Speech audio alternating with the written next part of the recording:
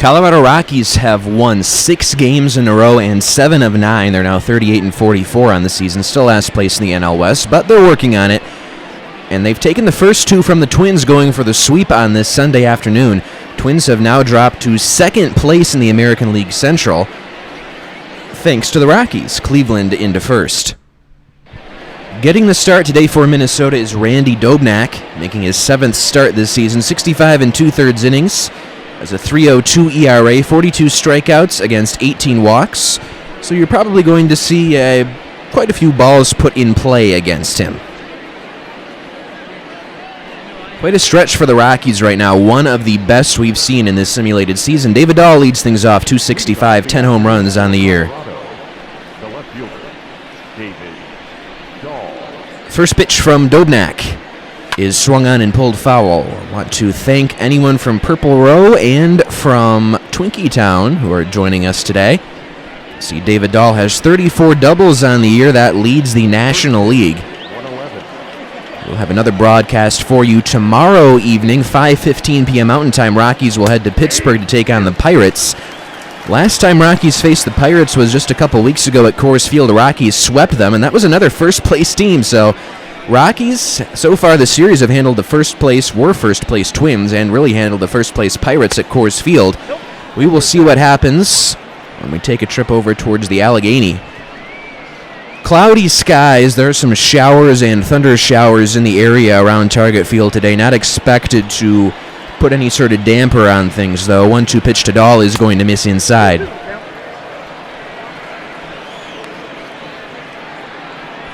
Yesterday, the start went to Devin Smeltzer for the Twins. An interesting rotation. They've relying on Smeltzer and Dobnak in the 4-5 spot. Some guys who are not necessarily proven commodities. Trevor Story waiting on deck as the count goes full on David Dahl.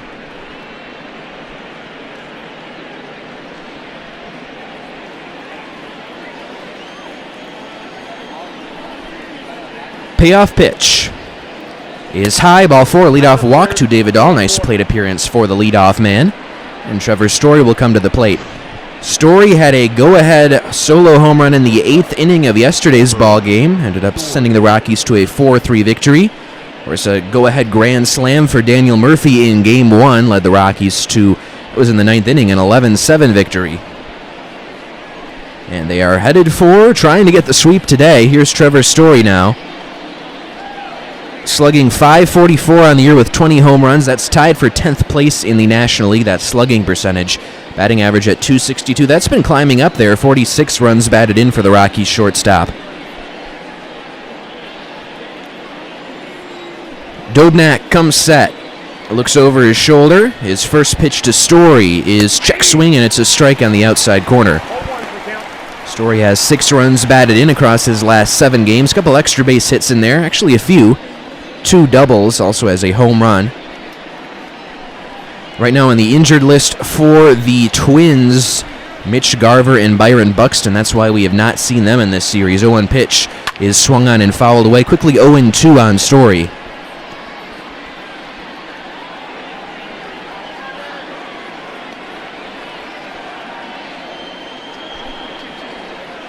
Dobnak's 0-2 is swung on and missed. Got him to chase a slider low and away.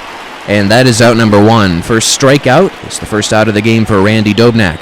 Batting third, the third baseman, Nolan Arenado. Nolan Arenado will come to the plate. Again, Charlie Blackmon has been placed on our COVID-19 injured list. He's just taking some time to recuperate.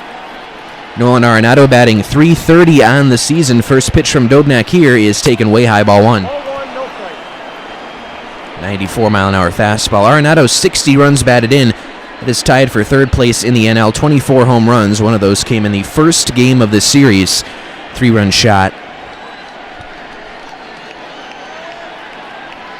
1-0 from Dobnak is swung on and lifted in the air towards fairly deep right field. Going back at the wall. That ball is off the top of the wall and gone. 2-run home run for Nolan Arenado, and early on, the Rockies take a 2-0 lead.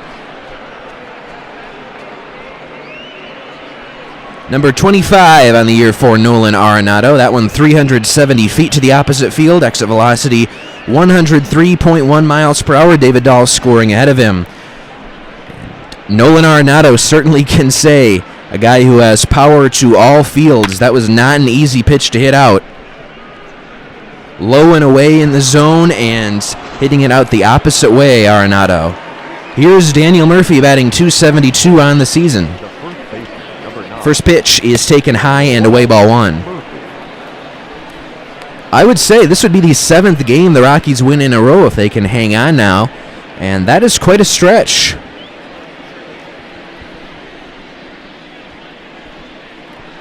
1-0 from Dobnak is taken just a little bit low, 2-0.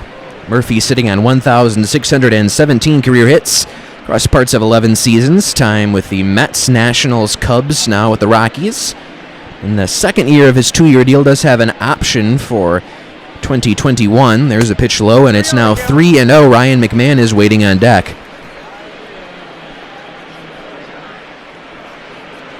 McMahon came through with a couple hits yesterday, putting an RBI double. Twins hit 3 home runs in yesterday's ballgame. Nelson Cruz, Miguel Sano, and Max Kepler. There's a pitch outside. And a 4-pitch walk to Daniel Murphy. Put a runner on with 1 out for Ryan McMahon. The second baseman, Ryan McMahon. McMahon is tied for 7th in the National League with his .559 slugging percentage. Lots of sluggers across the Rockies order. In home runs and slugging percentage, Rockies, and as well as in doubles, Rockies lead the National League. McMahon has 22 home runs, 49 driven in. He's batting at even .250 on the year. Lots of pitches from the stretch for Dobnak here in the first, and that one's going to miss high, ball one. McMahon right now, it's not looking like he's in line to start the simulated All-Star game. Probably only Nolan Arenado for the Rockies. But McMahon, Story, Blackman, well, they were making a push to make the team as reserves. There's a swing and a foul. 1 ball and 1 strike.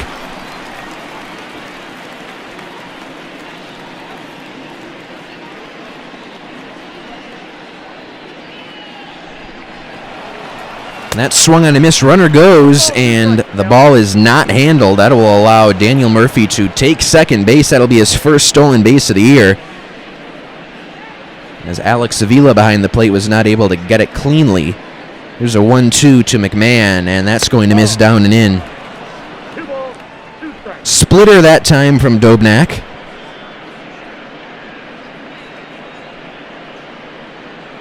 Next pitch will be the 20th of his first inning of work. Looks towards second. The 2-2 is swung on and fouled back to the screen. McMahon reaching for a pitch well out of the zone. Able to foul it back.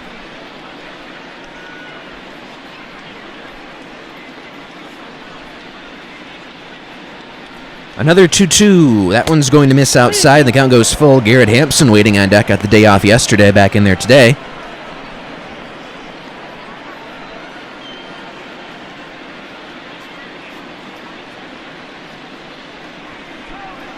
And that one's high, ball 4. A couple back-to-back walks now. 13 of 22 pitches missing the zone. 9 for strikes for Dobnak here in the first. That has not been a typical issue for him this year. He's had very good command. Garrett Hampson batting now, .287, slugging .463, very solid, .827 OPS. Batting 6th in today's lineup. Rockies finding they have a pretty deep lineup to work with. That's a bunt popped up, and that's going to drop, and that will allow the second baseman Arraez to step on the bag for out number 2. So they will force McMahon, and Hampson will be at first base. Murphy moves up to third. Sam Hilliard will be the batter. So that was one where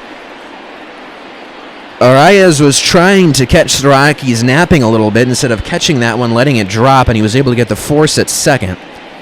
Hampson safe at first. Hilliard takes first pitch in there for a called strike. Hilliard, first 15th round pick in the 2015 Major League Baseball draft. We actually have some news on a Rocky who has signed, who was drafted in the 2020 draft. Also some undrafted free agents because there are only 5 rounds plus the competitive balance pick for the Rockies. With the draft being shortened by a significant margin, it's going to allow for other players to, sign with who they want to if they were going to be drafted 6th round or later. 1-1 pitch from Dobnak is swung on and fouled. Of course, there's also the concern about the amount of money that these guys are going to be making. It's significantly less. And you know how minor leaguers are already paid, quite frankly, egregiously not enough. And it's going to be even less in terms of signing bonuses for the undrafted free agents. There's a pitch low, count evens at 2 on Hilliard. I got the count, 2-2.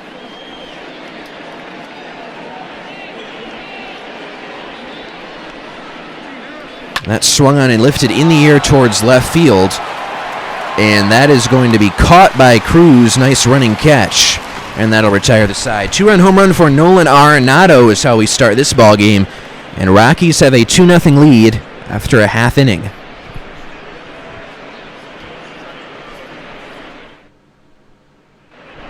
Chichi Gonzalez will pitch for the Rockies today. 16th start, 2-6 his record, 72 2/3 innings, 56 strikeouts against 28 walks. His ERA sitting at 5.33, 142 his whip. So certainly unspectacular numbers for Chichi Gonzalez this year, but most of the time he has kept his team in the ball game.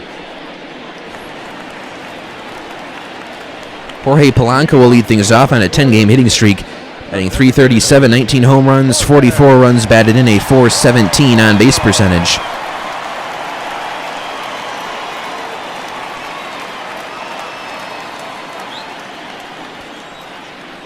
First pitch from Chichi Gonzalez today is taken outside, ball 1. 38-44 for the Rockies. Again, that is last place in the National League West. You see Drew Butera behind the plate, Garrett Hampson in center, both getting days off yesterday. Both back in there today. 1-0 pitch is just a bit outside, 2-0.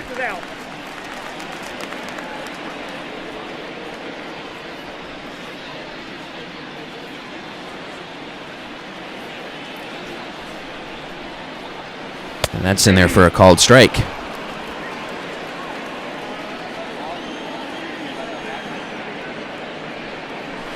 Outside, 3 balls into strike now. Marcus Semien waiting on deck. Was involved in a simulated trade. Eddie Rosario and Nick Gordon going over to the Oakland Athletics, with Semien coming over to the Twins. There's a 3-1, and that's going to miss high. Leadoff walk to Jorge Polanco from Chichi Gonzalez. Lots of struggles with command in that top of the first inning for Randy Dobnak, and a leadoff walk for Chichi Gonzalez. Marcus Semien hitting much better against left-handed pitching than right-handed pitching this year. Those numbers are kind of like what we've seen for Elias Diaz. 388 for Semien against lefties, and just to tick over the Mendoza line against right-handed pitching. 265 overall. First pitch is taken inside. The runner goes and throw down. Got him. Drew Butera throws out Jorge Polanco, trying to get greedy and advance into scoring position early on. Nice throw, and in plenty of time for McMahon to lay down the tag. The 1-0 is swung on and lifted in the air towards shallow right field. On the run for this one is Hilliard. He'll have to play it on a hop. It'll be a 1-out single.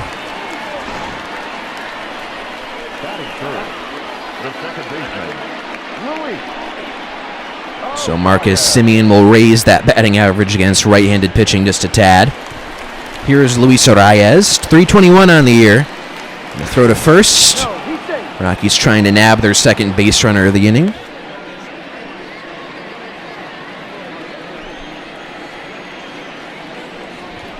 That pitch is going to miss outside, ball 1. 3 home runs, 16 runs batted in, and a very good 827 OPS on the year for Arias. Chichi from the set position is 1-0, is swung on and chopped foul. Arias went 2 for 5 in yesterday's ball game. He's had a solid series.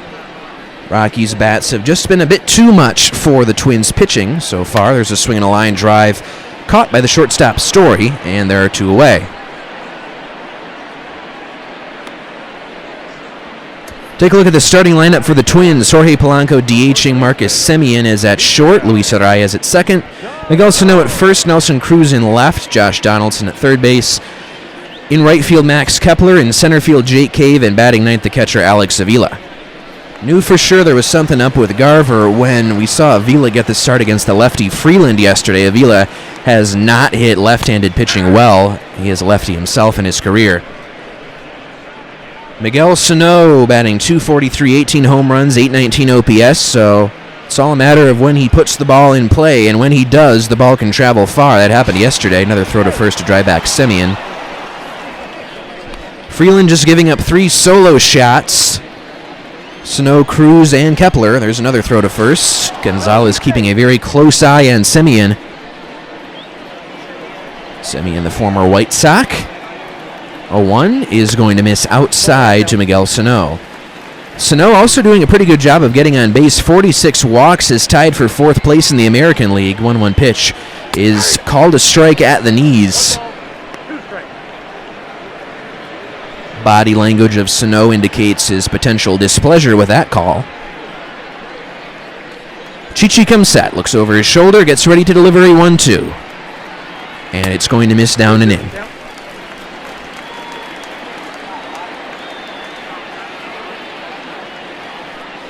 Two-two pitch.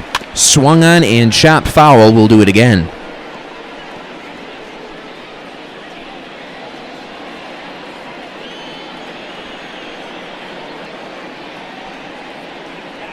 Two-two pitch.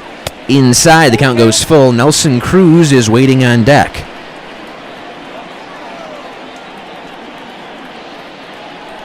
Payoff pitch is swung on and slashed foul the other way.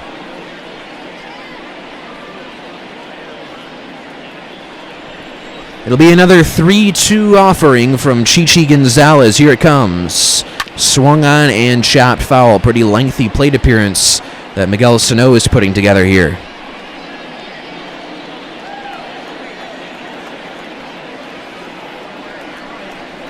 And swung on and missed. Got him on strikes. That will retire the side after an inning of play. It's 2-0 Rockies.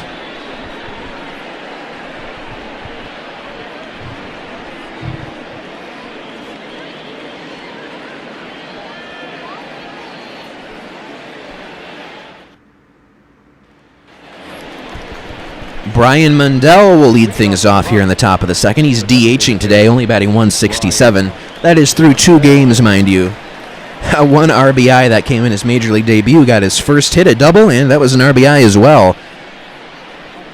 Not as much luck in yesterday's ball game. First pitch is swung on and fouled off. But one thing we can say about Mundell, as you look at his last 9 games, that includes AAA, has 2 home runs, no home runs in the big leagues yet. The 0-1 is low and away. Very good eye at the plate. From what we've seen so far from Mundell, he does not waste any plate appearances. He will work the count, and he will not swing at anything he can't handle, is what we've seen so far. There's a swing and a foul out of play.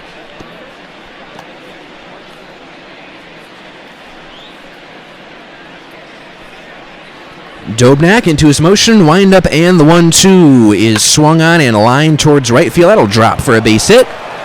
Leadoff single for Brian Mundell here in the second inning.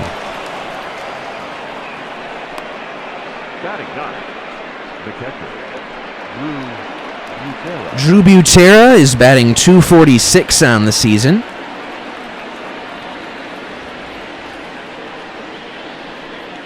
First pitch is a strike. Elias Diaz getting in there against southpaws and when Kyle Freeland is on the hill. And sometimes it's nice to see those both happen concurrently, which was yesterday's ball game. Drew Butera getting in there against all other righties. 0-1 is inside, 1 ball, 1 strike. And again, it's not a strict platoon. Butera 6 for his last 15. Butera and Diaz both right-handed batters. But Diaz really struggles against righties and hits very well against lefties. Butera has certainly been doing well against right-handed pitching. He's been doing a good job at the plate of getting on base as well, swinging a foul off. And frankly, Butera has been getting on base the same way the Rockies would have liked to have seen from Tony Wolters. That has been Wolters' calling card. Not a lot of power at all from Wolters, but at least he's been able to get on base, and that was not the case to start the simulated season. That's a pitch in the dirt, but kept in front of Alex Avila. Count evens at 2.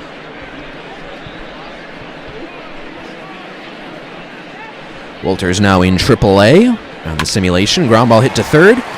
Donaldson goes to second for 1, back to first. That is an easy 5-4-3 around the horn double play.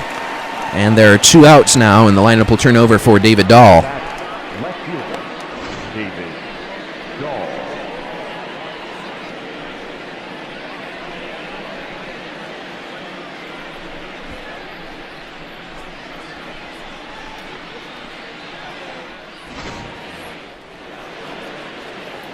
Dahl drew a walk in his first plate appearance, so no official at bat yet to speak of for him. Dobnak kicks and deals. It's swung on and popped up. Third base side, foul territory. This is a long run for Donaldson, and he will get there. Nice running catch just in front of the railing by the Rockies dugout. It's a good job by Donaldson to get the final out there. We go to the bottom of the second inning. Rockies trying to sweep the Twins. They're up 2-0 early.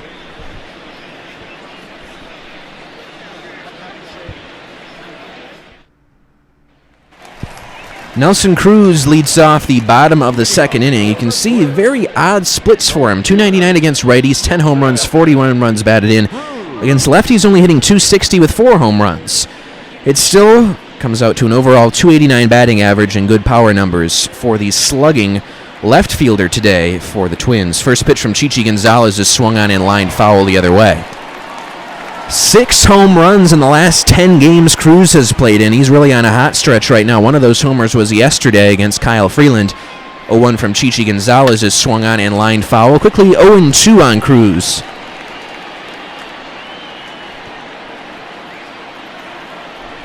Twins have to be happy with what they've gotten from Nelson Cruz here in the latter stages of his career. He grounds one to first base. Murphy takes it himself. There's 1 away.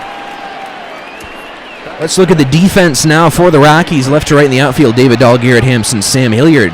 Infield corners, Nolan Arenado and Daniel Murphy. Up the middle, double play combination, Trevor Story and Ryan McMahon. And battery consists of the catcher, Drew Butera, and starting pitcher, Chichi Gonzalez today. Again, Brian Mundell started his first big league game. Well, he started all 3 now. He was called up for the final game of the last homestand, but did not play.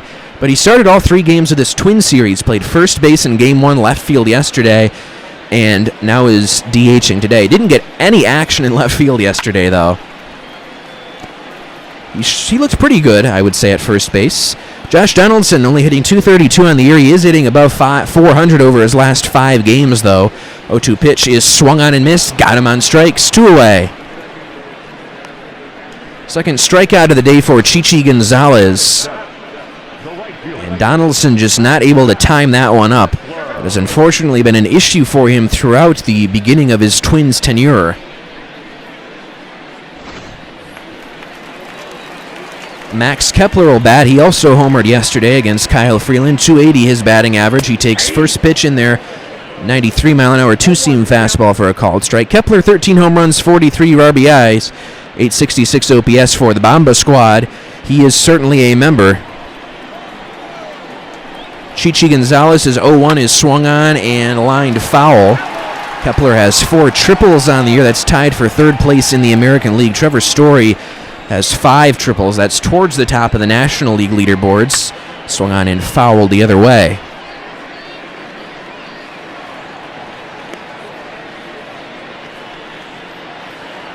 Chichi Gonzalez looking for his 3rd win of the year to improve upon a 2-6 record.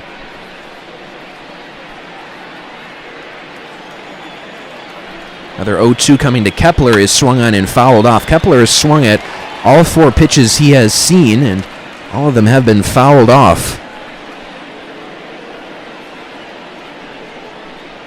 And that one he's going to take low.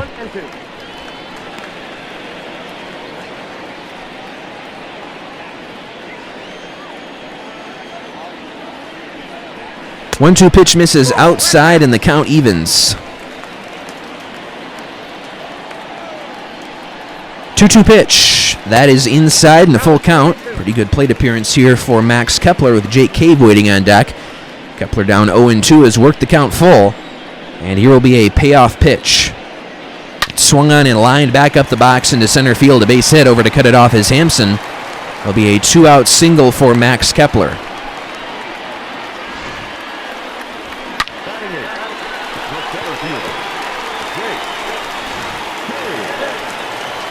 Jake Cave having a better month of June, hitting .276, .264 in May, and .256 overall, so he's gotten better as the season has progressed, has Jake Cave, Twins center fielder. First pitch is in there for a called strike. Good-looking slider there from Chichi Gonzalez. Cave went 1 for 4 with a base hit in yesterday's ball game. The 0-1 from Gonzalez is swung on and missed, so Cave quickly down 0-2.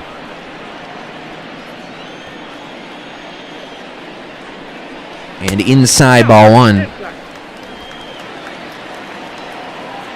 Wonder if Jake Cave enjoys spelunking.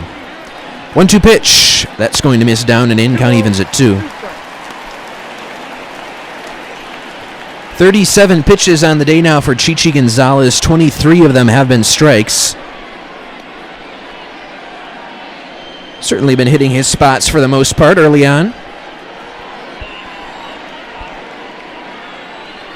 2-2 pitch is swung on and popped in the air to shallow center. Coming in on this one is Hampson. He'll get there, and he'll put it away, and that'll retire the side. After 2 innings, it's 2-0 Rockies.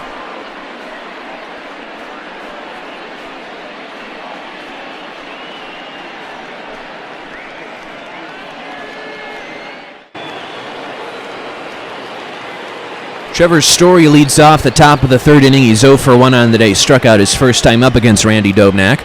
Want to talk to you about the draftees from the first-year player draft in 2020 who have now signed with the Rockies. Everyone except Drew Romo now, the competitive balance pick. We'll see what happens with Drew Romo, the catcher. The Rockies, I think, would really like to get him into the organization. There's an 0-1 pitch coming to Story, and it's going to miss in the dirt.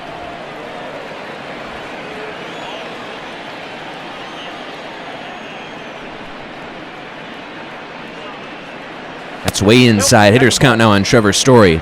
It was announced Friday the Rockies agreed to terms with right-handed pitcher Chris McMahon. He was their 2nd-round draft pick, no relation to Ryan McMahon. He recently completed his junior year at the University of Miami. Story swings and lines one towards left field. On the run is Cruz, and it'll drop fair. Story on his way to second base, firing it in his Cruz, but not before the speedy Story gets into second base with a double. That is his 21st double of the year. Good way to start things off for Trevor Story here in the 3rd. Chris McMahon is a native of West Chester, Pennsylvania. He went 3-0 with a 1.05 ERA in 25 2/3 innings pitched over 4 starts in an abbreviated 2020 season due to COVID-19. Had 5 walks and 38 strikeouts. In the 3-year span from 2018 to 2020, he went 7-3 with a 3.28 ERA in 112 1/3 innings pitched, 37 walks, 123 strikeouts. Chris McMahon is 6'2", 217 pounds. He was selected as a 2020 Collegiate Baseball All-America second team member, also a 2019 All-ACC academic, and he was selected to the 2019 USA Baseball Collegiate National Team. Nolan Arenado takes the pitch high, ball 1. Rockies had scouted Chris McMahon ever since he was in high school, so it must always be nice if you're a scout and this kind of thing pays off for your organization. There's a strike to Arenado. But Vice President of Scouting for the Rockies, Bill Schmidt, said that McMahon wanted to attend the University of Miami, which played out to be a good decision. That continued his development, and they thought he would be a good fit for the Rockies when it was time to make the pick in the 2nd round. Arenado swings and misses. He's down on strikes. There's 1 away. As for a pitch arsenal, Chris McMahon has a 4-seam fastball. He added a cutter at the end of the summer. He says that's a pitch he's gotten a lot of confidence in. He thinks it's one of his better pitches now. He also has a slider that he says has a little more depth than the cutter, and he also has a changeup in which he's becoming increasingly confident. Daniel Murphy, check, swing, strike. McMahon is well aware that Colorado is a hitter's ballpark, but at the end of the day, he says he's just got to try to figure out a way to get outs and win ball games, keep the ball down a little bit. And that was a thing when we talked to John Gray this offseason, Purple Row did. You know, the old adage is to keep the ball down if you want ground balls, but John Gray has learned from his time at Driveline that actually his fastball plays up, so he wants to throw it up more. But as for Chris McMahon, he says part of his game is elevating velocity a little bit, so he's definitely going to have to be a little more careful about that in Colorado, he says. He says he's going to make adjustments and see what he's got to do to get outs. Slot value for the pick, second-round pick in the Rockies spot was $1,617,400. Terms of his contract were not released. There's a swing and a foul out of play by Murphy.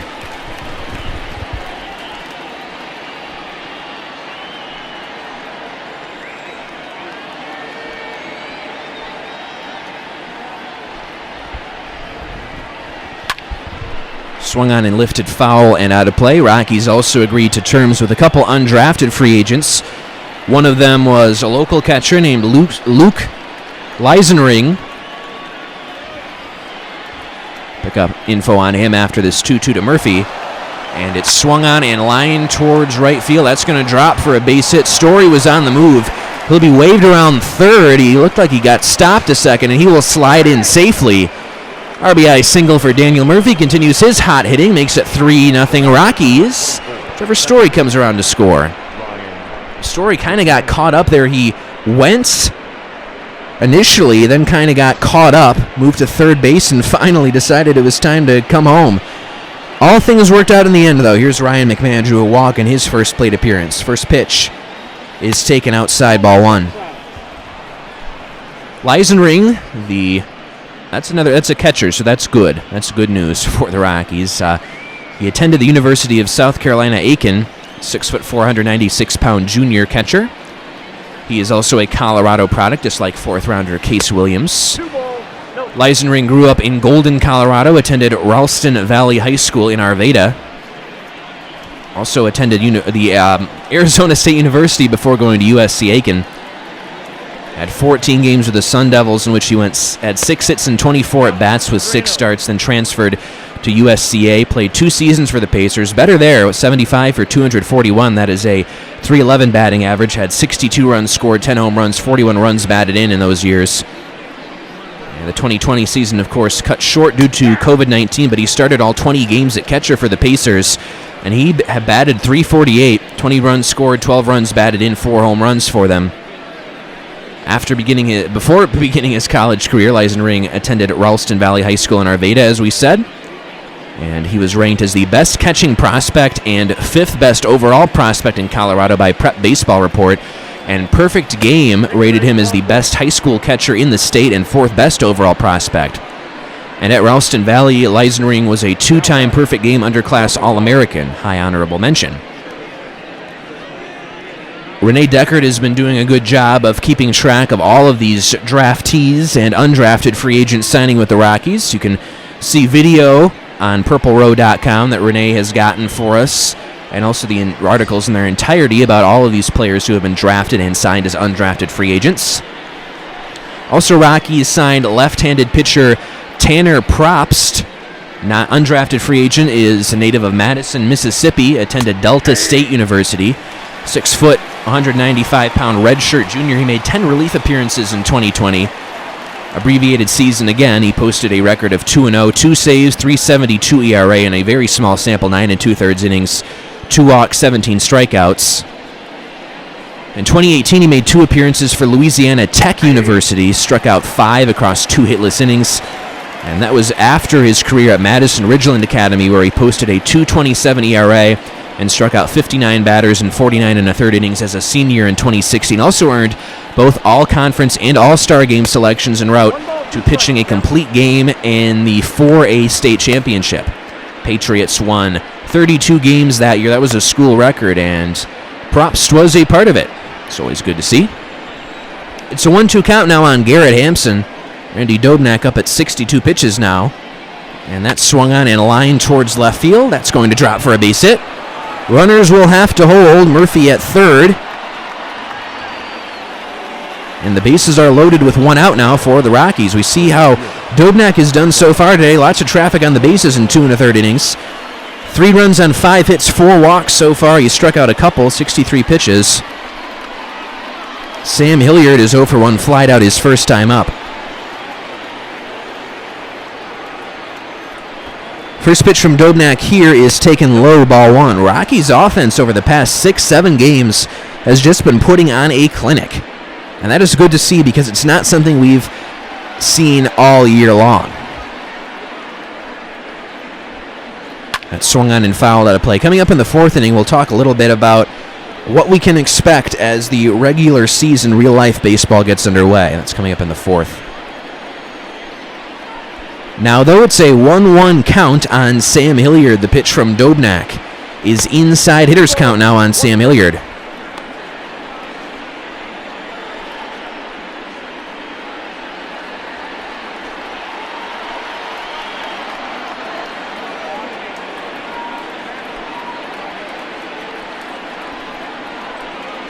And swung on and pulled foul. Count evens at 2.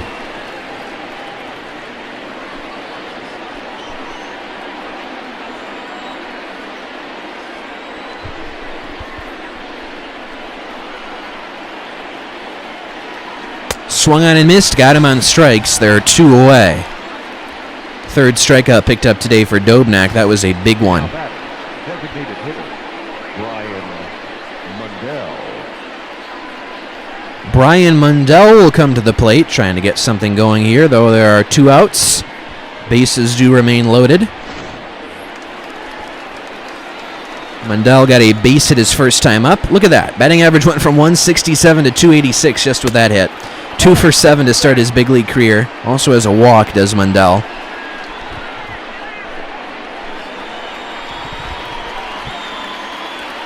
.69 pitches now for Dobnak. Here comes number 70. And it's swung on and lifted in the air, shallow left field, going out as the shortstop, Simeon. He will put it away, and that'll retire the side. Rockies get a run. And that is all. We go to the bottom of the 3rd. 3-0, Colorado.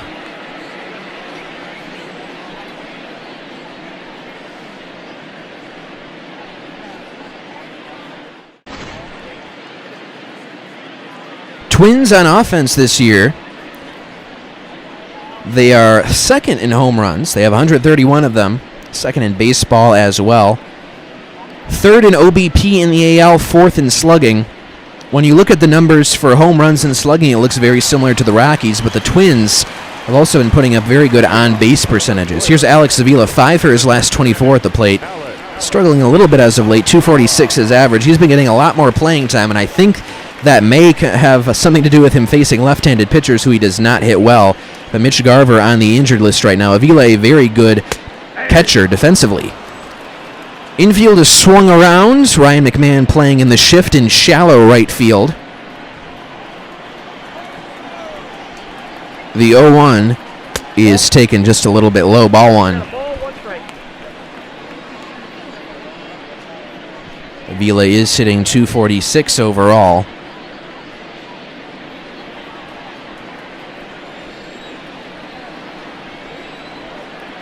That swung on and pulled foul. 1 ball and 2 strikes.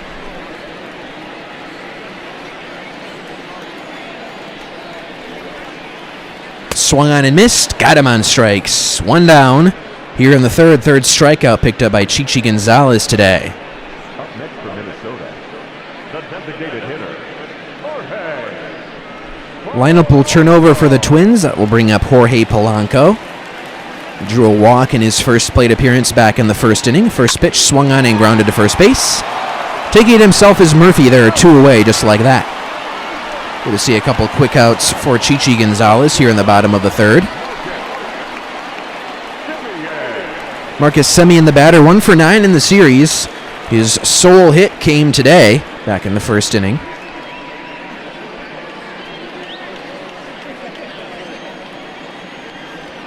First pitch from Chichi Gonzalez here is taken for a strike on the outside corner.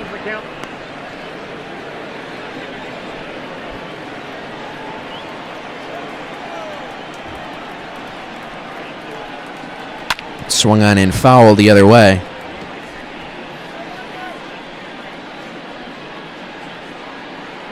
Quickly 0-2 on Semien.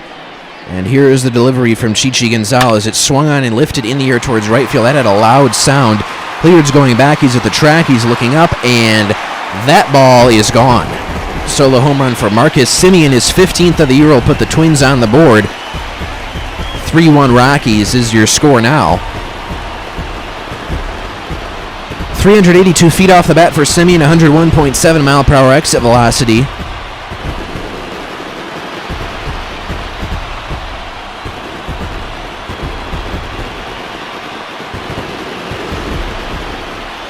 Another opposite field home run out there to right field. We saw Nelson Cruz hit one in that area yesterday. Nolan Arenado did in the first inning of this ball game. That's the place where some opposite field hitters like to go. Luis Arraez lined out his first time up. He's 0 for 1. 2 for 6 with a double in the series.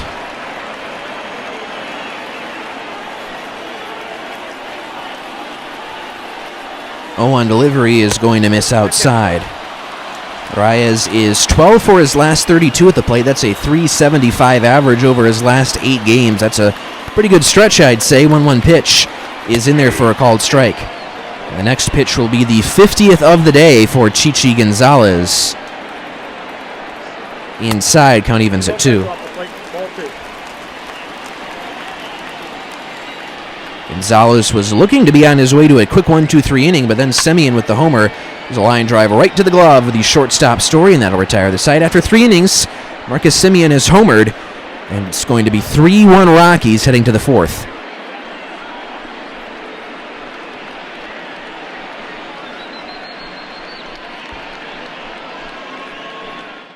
Rockies manager Bud Black and pitching coach Steve Foster discussing things. Chichi Gonzalez has been solid so far today. Did crack a little bit there, giving up the solo home run to Marcus Semien in the last half inning. Rich Hill is going to take over on the mound for the Twins, as the end of the day has quickly come to an end for Randy Dobnak. Only 3 innings of work for him.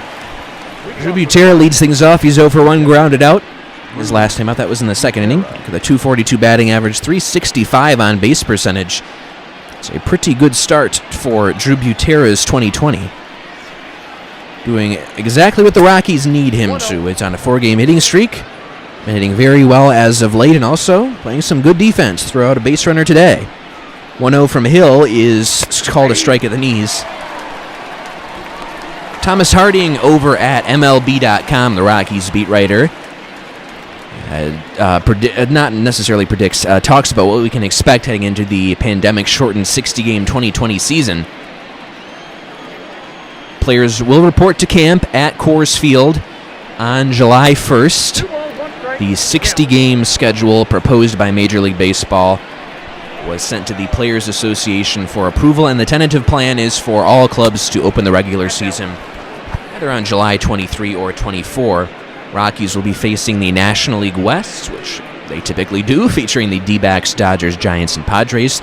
And to limit travel distances, the other teams they'll be facing are the American League West teams, the Angels, Astros, Athletics, Mariners, and Rangers. It's a strike and a full count now on Drew Butera.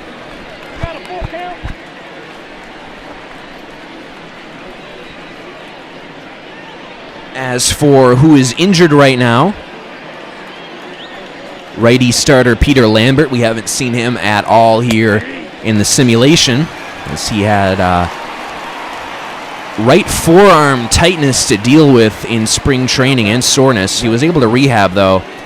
I don't think he's healthy just yet, but his expectation is he could have a very good chance of being a factor in the shortened season.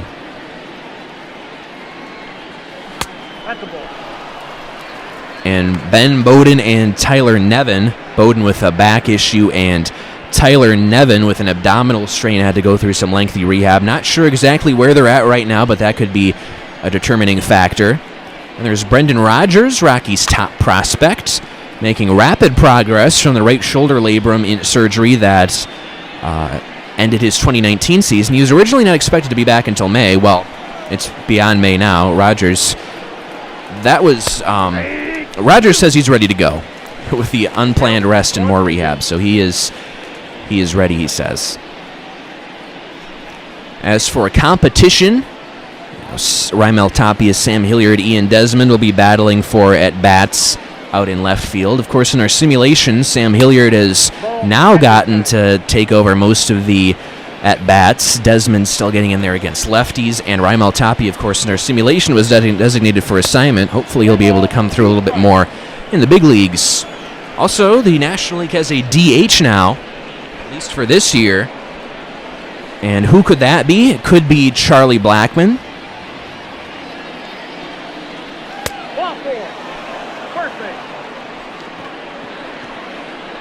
Thomas Harding does not mention Daniel Murphy here.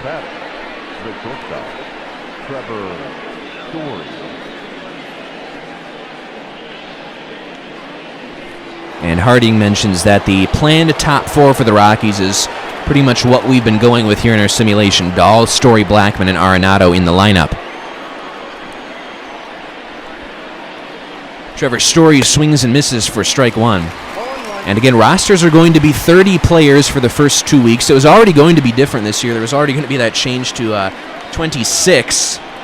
But now it's going to be 30. That's only for the first 2 weeks, though. And there'll be 28 for the next two, and then the remainder of the season, 26. So that will allow more time for roster decisions and possibly more major league opportunities for depth players. I like that. Hey, why don't we just do that all the time? Make sure that everyone gets an opportunity. The regular injured list will be for 10 days in 2020 for both position players and pitchers, just as it was in 2019.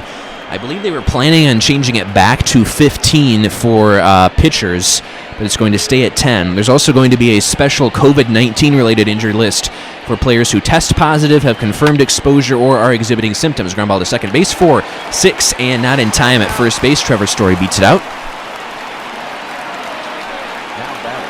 There is not going to be a minimum or maximum number of days players can spend on that COVID injured list. Any player who tests positive will not be allowed to return until he tests negative twice. And Thomas Harding writes the expanded roster and pitching staff could make Ubaldo Jimenez a factor in 2020, depending on how the starting staff is structured.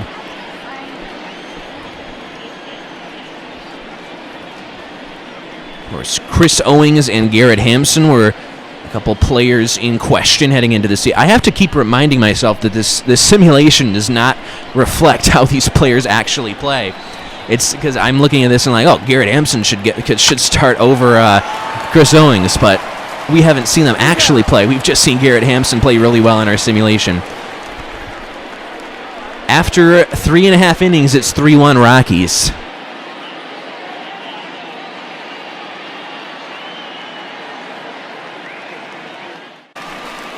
Bottom of the fourth inning, 3-1 Rockies. Chichi Gonzalez out for another inning of work. First batter he will face is Miguel Sano, who struck out his first time up. He is 0 for 1. So as Thomas Harding writes, another consideration will be about Garrett Hampson and Chris Owings. Kind of a battle there because...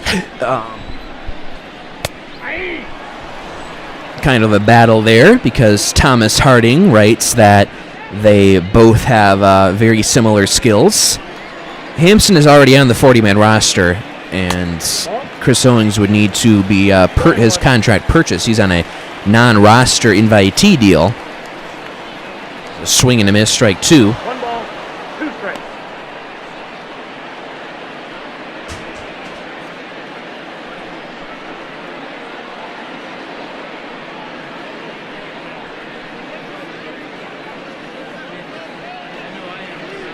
But I would say it's pretty clear Hampson is the faster of the two. Sano strikes out swinging. There's one away. Fourth strikeout picked up by Chichi Gonzalez. I also think Hampson has, not just because he's doing better in the simulation, but I believe he has the propensity to hit for more batting average and hit for more power, quite honestly. Maybe a little bit more defensive versatility for Chris Owings. I guess that's what he's got in him, but also Hampson, I think, can play some defensive positions better, like second base and shortstop, center field as well. So we will see where things head. Nelson Cruz 0-1 the count, and that pitch is going to miss in the dirt. Cruz has scored 8 runs in his last 10 games. It's in there. Ooh, misses. Called a ball. Chichi Gonzalez wondering where that one was.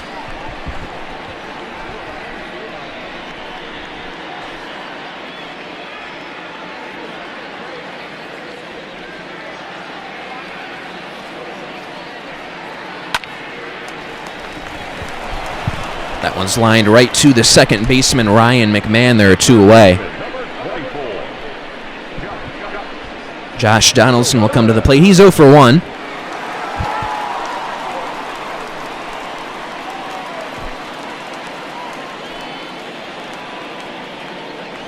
As for bullpen roles, that the relaxed roster at the beginning of the season, Harding writes, could give more time to sort out bullpen roles like Wade Davis or Scott Oberg at the end, of course. And Wade Davis says he has made a lot of strides, and that hasn't shown up in the simulation. There could be a battle there. Scott Oberg is now closing things out in the sim. Jairo Diaz has really struggled, and he's been optioned to AAA in our simulation, but he was one of the main setup options for the Rockies in 2019. Carlos Estevez as well. James Pazos might be ready for an increased role. He certainly pitched well in the sim. Philip Deal was really effective this spring. And Tim Collins was also, and he of course has made an impact in the bullpen here in the sim as Tim Collins. Of course, Brian Shaw and Jake McGee no longer with the team in the sim. Jake McGee did play a little bit starting the season.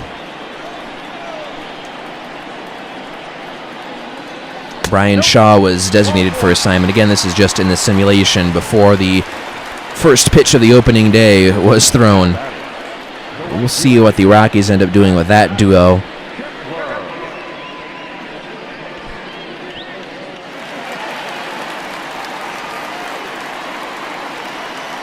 Max Kepler got a base hit his first time up. That was in the second inning.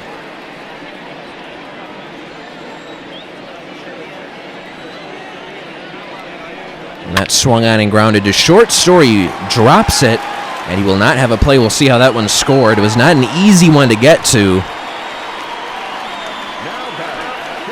And I think that is going to be a base hit, as we have not seen any other indication otherwise. Jake Cave flat out his first time up. He is 0 for 1. First pitch is in there for a strike in the inside corner. We're used to seeing Story making that play. We've gotten a little bit spoiled. Cave is 2 for 8 in this series with a double. Next pitch will be the 69th of the day for Chichi Gonzalez. Here it comes, and it's in there for a called strike. It's quickly 0-2. Cave really batting well with runners in scoring position this year. .429 that average. And check swing got him on strikes. And that will retire the side. After 4, it is 3-1 Rockies.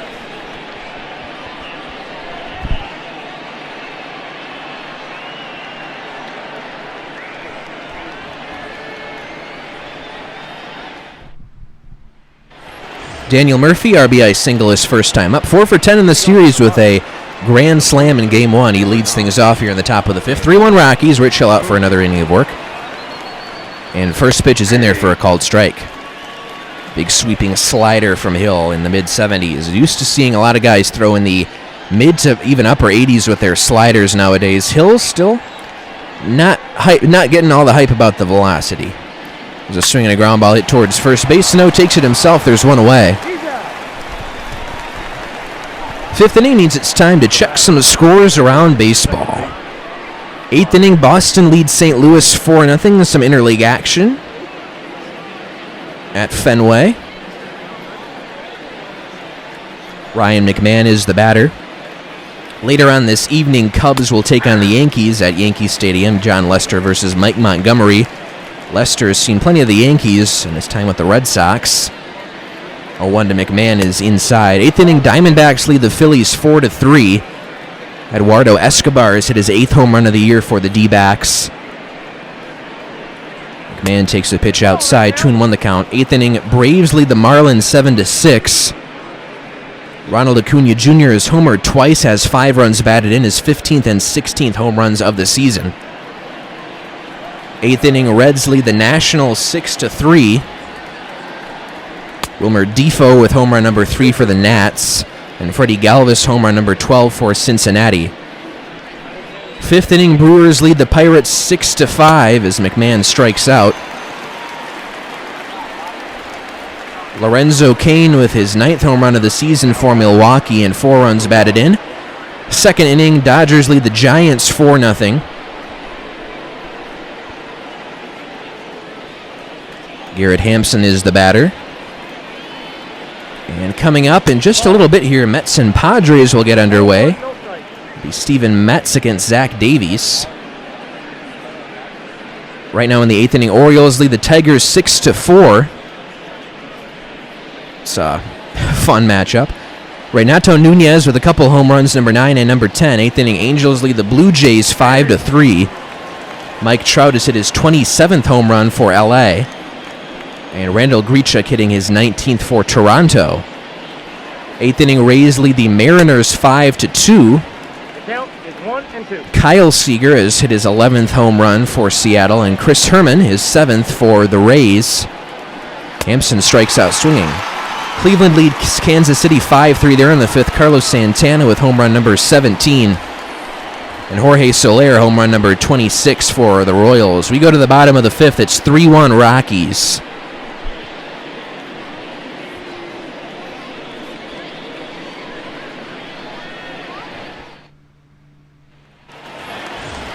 Alex Avila struck out his first time up. He leads off here in the bottom of the 5th. He's 0 for 1. And Antonio Senzatella and Jeff Hoffman, a couple of long men up in the Rockies bullpen. Chichi Gonzalez at 70 pitches, starting things off in the bottom of the 5th. Alex Avila, first pitch, is taken high, ball 1. You can see Hoffman and Senzatella up in the bullpen. Wade Davis is checking out the blank wall that Scott Oberg was very enthralled with in the first game of this series. Oberg sitting down in the back there, hoping to get a save opportunity is Scott Oberg today. Got one yesterday. 2-0 to Alex Avila is swung on and missed. Count is 2-1.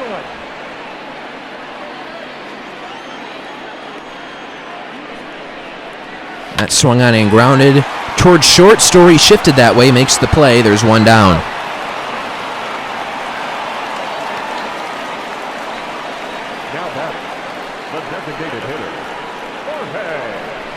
Jorge Polanco will bat as the lineup turns around. He had a walk back in the first inning. 1043 OPS. I would think Polanco has to be in line to start the American League Simulated All-Star Game. Here comes the 75th pitch of the day for Chichi Gonzalez. It swung on and grounded towards third. Jump throw for Arenado and got him. Nice play for Nolan Arenado. Nolan being Nolan. Not the slowest runner either, with Polanco getting down the line pretty fast. Arenado doing what he does best. Here's Marcus Semien. Had a good day today, has he? 2 for 2, a home run and a single. Halfway to the cycle. First pitch here is taken inside, ball 1.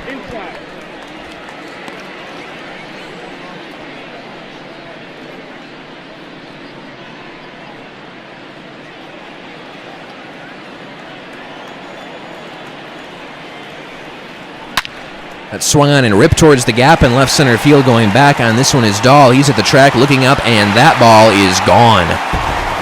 Second home run of the game and third hit for Marcus Semien, number 16 on the season, 401 feet, 101.7 mile per hour exit velocity. And that'll make it a one-run ball game, 3-2 Rockies.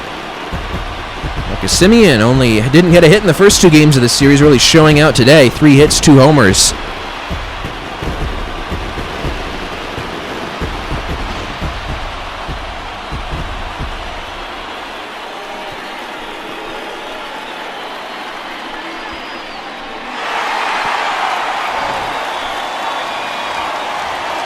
Luis Arraez 0 for 2 in this game.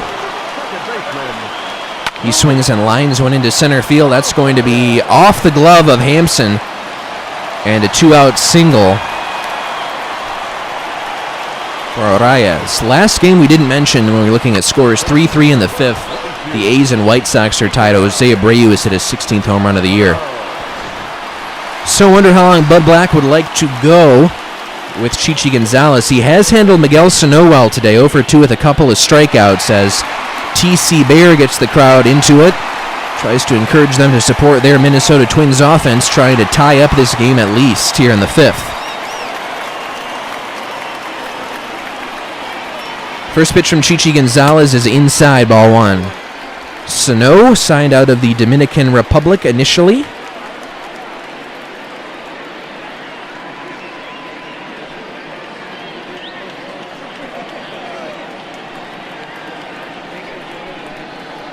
And that's in the inside corner for a called strike, 93-mile-an-hour fastball from Chichi. Still in line to win this ball game is Chichi Gonzalez. Just needs to get one more out. Maybe he'll come out for the 6th inning. I think Bud Black would like to see the Rockies offense perhaps score a little bit more in order to be a little more comfortable with sending Chichi back out there. There's a foul back to the screen. And 1-2 the count. Chichi Gonzalez just a strike away from getting through 5. And outside, count evens at 2. Slider misses that time.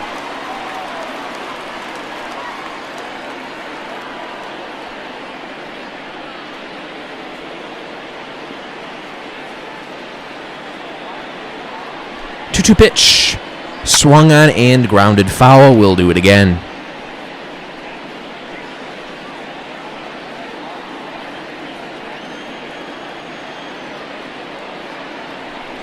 Inside, and the count goes full. Nelson Cruz waiting on deck. Chichi Gonzalez hoping he doesn't have to deal with him here in the 5th.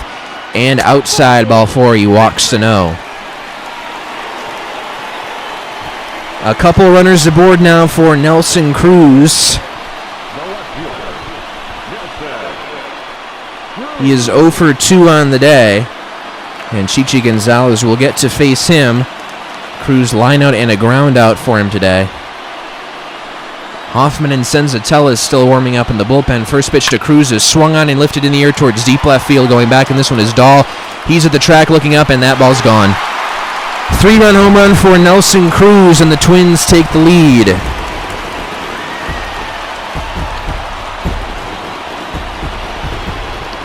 Something told me that might happen. 417 feet, 105.2 mile-per-hour exit velocity for Cruz. Bud Black a little bit frustrated. 5-3, the Twins have taken the lead. So they tried to salvage the series here. And the boomstick going boom up into the second deck for Nelson Cruz. Chichi Gonzalez will get a chance to face Josh Donaldson. 0 for 1 drew a walk in the 4th inning. 231, 324, 397 Donaldson's slash line on the year. I would have to think this would be Chichi Gonzalez's final batter, whether he gets him or not. There's a strike on the outside corner. Donaldson was 2 for 5 with a couple base hits in yesterday's ball game.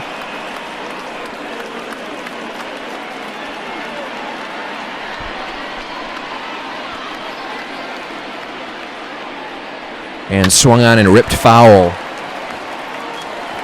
Quickly 0-2 on Donaldson.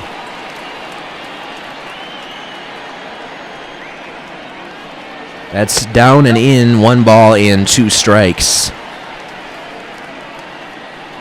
Next pitch, number 90 of the day, coming for Chichi Gonzalez. He's thrown quite a few here in the 5th. 1-2 pitch is swung on and missed. Got him on strikes. That'll retire the side. 3-run home run for Nelson Cruz has put the Twins on top. Right after 5, it's 5-3 Twins.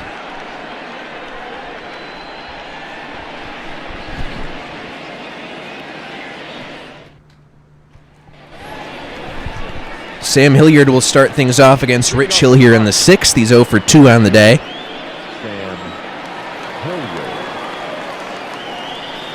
Pitch is low end away, ball 1. Hilliard on a very good stretch of getting on base, 7 runs scored in his last 6 games. There's a 1-0 from Hill to Hilliard, and that swung on and fouled back to the screen. Thomas Harding of MLB.com also had an article about Kyle Freeland, who is really eager to see the results of some of the hard work he's put in. And he's just chomping at the bit, I'm sure. There's a ground ball base hit towards the left field corner. Over to pick it up out there is Cruz. That'll be an easy double for Sam Hilliard to lead things off here in the top of the sixth. Rockies will bring the tying run to the plate now. 5th double of the year for Sam Hilliard. That's a good way to start things off, trying to answer back from the 3-run home run by Cruz just a half inning ago. But Kyle Freeland, as Harding puts it, had more time than he ever expected to tinker with his delivery in hopes of erasing that tough 2019 season. Brian Mundell takes the pitch outside. When the whole COVID-19 suspension of play first started, Freeland said, in his mind, he was like, maybe we're going to, 2 to 3 weeks, and we'll fire back up. Obviously, that was not the case. And once Freeland realized it was going to be a lot longer than everybody thought, he devoted his time to making sure, absolutely 100 positively positive, that his mechanics were as clean as possible. Continuing his work on that, Mundell follows on at the plate, and he's also continuing to work on his pitches and bullpens and getting them as ready as possible. So far, he says it seems like it's paid off. Of course, the documented fall from grace has been well documented for Freeland. 17-7, 2.85 ERA, 4th place finish in the NL Cy Young voting in 2018. Then a little bit different last year, 3-11, 6.73 ERA, and option to AAA. Pop-up foul territory. Avila, the catcher, going over. He will put it away for out number 1.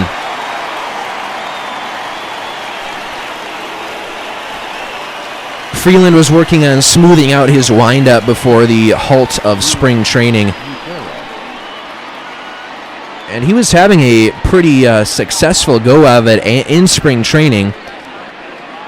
And he will get a chance to test it in games, exhibition games.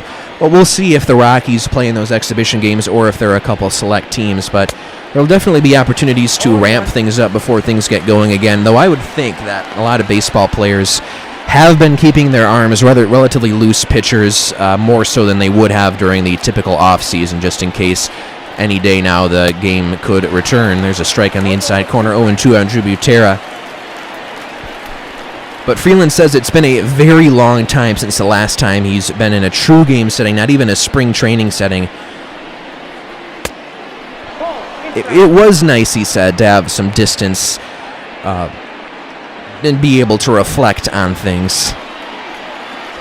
But it also makes him very excited for the future in upcoming games to show the kind of player he is and what kind of rebound he'd like to have.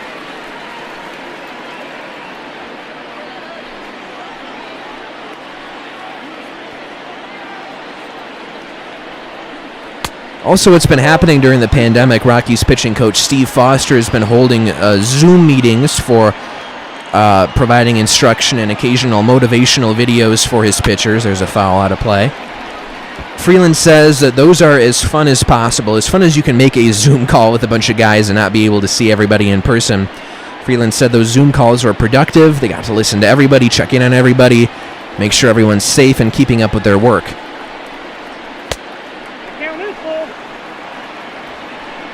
Freeland says there's a group consensus among the team not to worry about the fact that it's just 60 games. They're going to go out and win, no matter what. If it's a shortened season, who cares? Everybody's in the same boat. They're going to go out and show what they've got. And Rockies, of course, this could be, perhaps they could benefit from this 60-game schedule, I think, more than about anybody else. Because, of course, anything can happen in the span of 60 games. And also, Rockies will have a little bit more payroll flexibility to work with after the 2020 season as the new TV deal kicks in.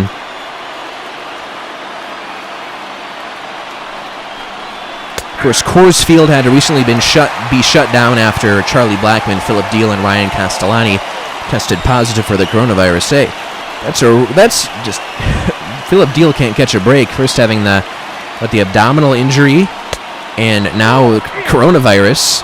A couple of setbacks for him. But Freeland was working on live batting practice sessions at Coors Field. That's going to be the case coming up in the intra-squad games. No fans watching Freeland on the mound, and that's how it's going to be for at least the start of the season. And quite frankly, with how COVID-19 seems to be progressing across much of the country, it would be advantageous to not play games with fans, in my estimation. Though some of the teams in Texas, Rangers seem interested on bringing in fans. There's a ground ball to short. To second for one, back to first, and not in time. Dahl beats it out. Trevor Story will get an opportunity now. Good speed for Dahl, really hustling down the line there to avoid ending the inning with a double play. But Freeland said they did live BPs not too long ago. He was able to see the adjustments paid off with the results he got from the swings, the action, movement, everything like that. Try to get the intensity up. There was definite intensity, he said, but it'll be different in a game setting. Freeland says the stakes are extremely high just because of how short the season is going to be. As Tyler Duffy takes over on the mound for the Twins.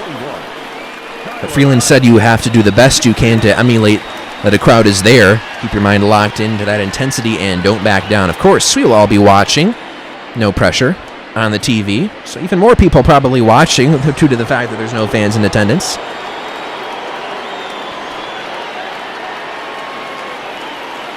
There is going to be an extra innings starting with a runner at second base rule this year.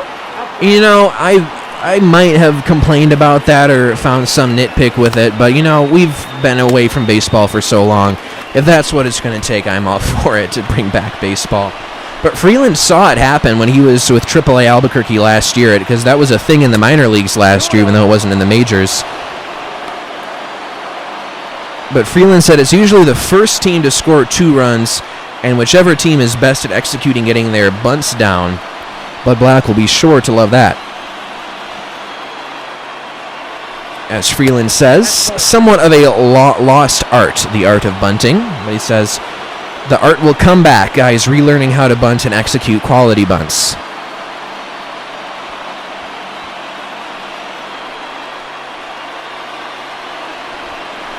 Freeland said either us or the other team execute a bunt and the defense would walk the next guy depending on where they're at in their lineup. Say Nolan comes up or Story or Charlie Blackmon. 1 out, see if you can get a double play out of this and gamble with a run. And that will come down to a managerial decision is what Freeland predicts. Trevor Story draws a walk, 2 outs and bases loaded now. Rocky's trying to get something going here with 2 outs. A tying run now is on first base, and Nolan Arenado is stepping to the plate. He's already homered once today. Got the scoring started with a 2-run shot to the opposite field in the first inning. He is 1 for 3.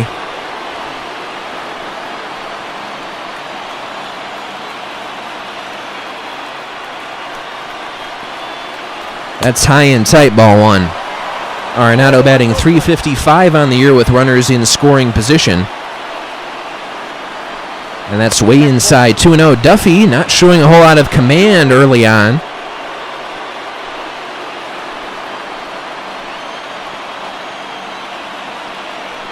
The 2-0 is going to miss outside 3-0. No place to put Nolan Arenado. Daniel Murphy is waiting on deck. Trevor Story is on first base. David Dahl on second base. Sam Hilliard on third. It's 5-3 Twins. Rockies trying to answer right back after the 3-run home run by Nelson Cruz in the bottom of the 5th. Arenado takes the pitch low. That'll force in a run, make it a 5-4 ball game. Sam Hilliard will trot home. And the bases are reloaded now for Daniel Murphy. Daniel Murphy did a pretty good thing with the bases loaded and 2 outs in the 9th inning of the first game of this series. He brought 4 runs home with a grand slam. We'll see how things go here. 1 for 2 on the day is Murphy, RBI single. And very few strikes thrown early on from Tyler Duffy, just 1 in fact.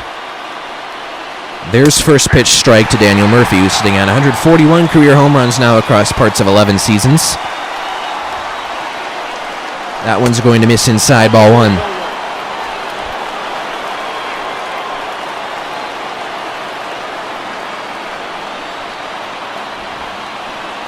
And swung on and missed for strike 2. This could be a make or break moment in this ball game.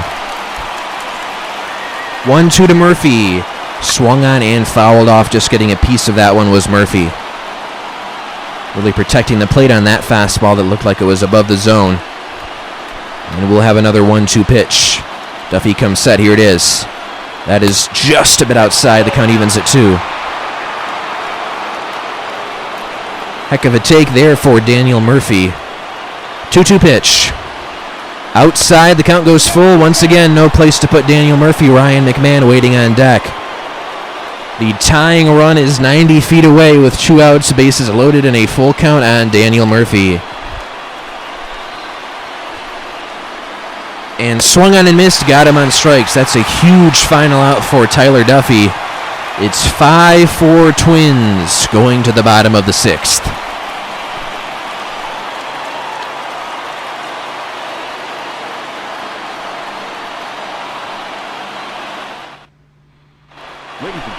Rockies have a new pitcher. His name is Jeff Hoffman. 5.68 ERA and 63 in the 3rd innings pitched. Batting average against is pretty high for both lefties and righties. Max Kepler is 2 for 2. He's got a couple base hits today. Strikeout to walk ratio hasn't been a problem really for Hoffman. He's just given up a lot of hits. Kepler went 2 for 4 with a home run in yesterday's ball game. One of 3 Twins to hit solo shots, Sano and Cruz as well. There's a foul off. Marcus Semien has homered twice today for the Twins. Looks like a good addition to the Bomba squad. And Nelson Cruz, that big 3-run home run, has put us where we are now. 5-4 Twins in the bottom of the 6th. 0-2 pitch to Kepler is taken in the dirt, ball 1.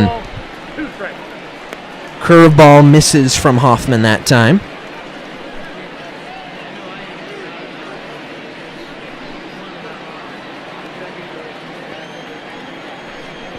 And 1-2 from Hoffman is taken low. I got to count 2-2.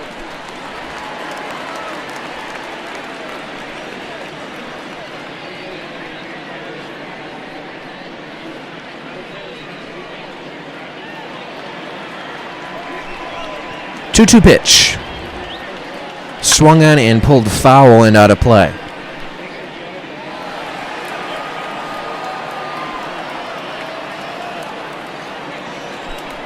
Hoffman kicks and fires. That swung on and grounded weakly towards short. Story cutting it off. Barehand play. Nice play. And he gets Kepler for out number 1. Next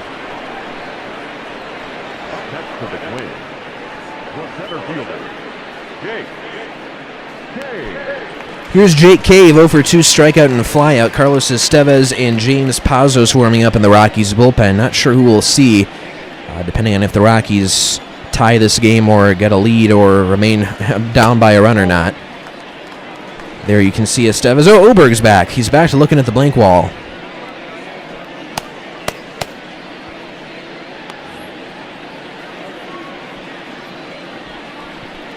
The 1-0 is going to miss low.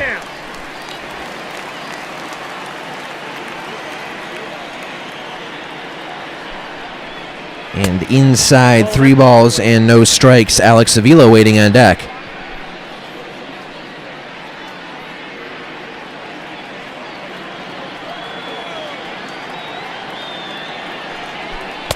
Strike makes it 3-1 now.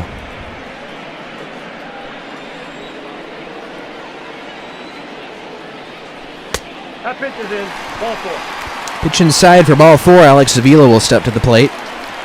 Runner aboard with 1 out now for the Twins.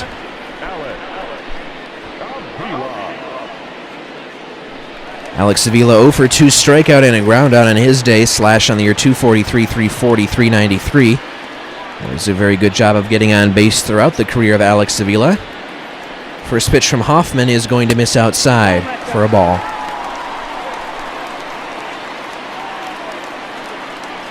Avila has held his own in this series.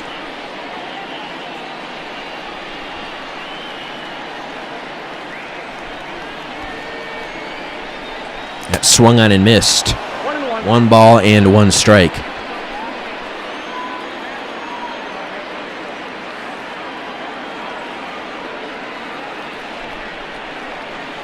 Swung on and missed for strike 2.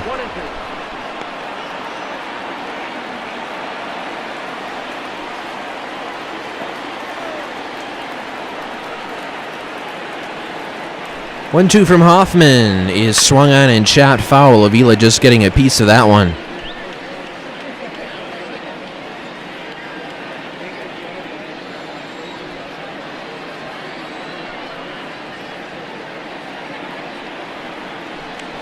swung on and missed. Got him on strikes. There's 2 away. 96-mile-an-hour fastball that time from Hoffman. Gets Avila to strike out.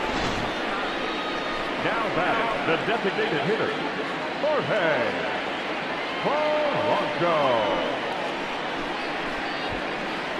Lineup will turn over for the Twins. That will leave it up to Jorge Polanco. He's 0 for 2. Did have a walk back in the first inning. 333, 417, 622 his slash on the year. First pitch is called a ball.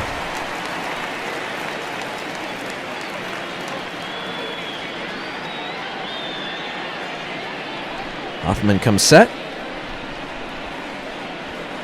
Is 1-0. Is in there for a called strike. Jorge Polanco, like Miguel Sano earlier, out of the Dominican Republic. 1-1 from Hoffman is swung on and grounded. Diving stop by McMahon. Picks it up, fires to first, not in time. That'll be an infield single for Polanco as McMahon was able to dive and cut it off. 11-game hitting streak now for Jorge Polanco. And the 3 for 3 Marcus Semien will step to the plate with a couple runners on, and he has had quite a day. A single and 2 home runs as well for Marcus Semien today. 1 home run to both parts of the field. He's driven in 2. 3 hits in this series and 11 at-bats, all of them today. First pitch is in there for a called strike from Hoffman. 272, 336 OBP and 832 OPS for Semien on the season.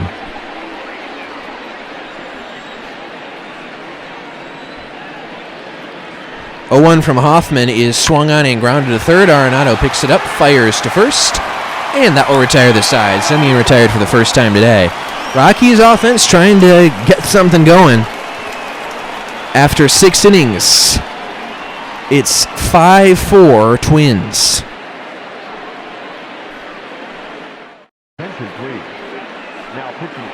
Corey Guerin, a new member of the Twins this year, he will be the new pitcher. 13th game, 0-3 in save opportunities, but 9 innings, an ERA of 3, 9 strikeouts, 5 walks. Seems to have done well outside of save opportunities. Tyler Clippard and Taylor Rogers both warming up in the Twins bullpen.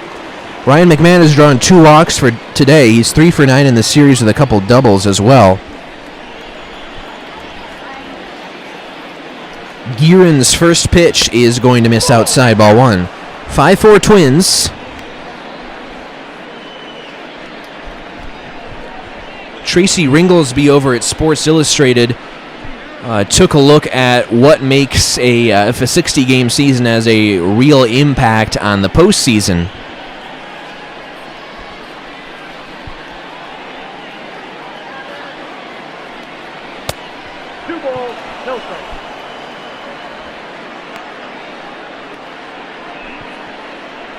And of course, we think about the Washington Nationals, who last year were 27-33 and in 4th place at 6.5 games back in the NL East after 60 games, and they ended up winning the World Series, of course. Knocked off the Houston Astros in 7 games in the World Series.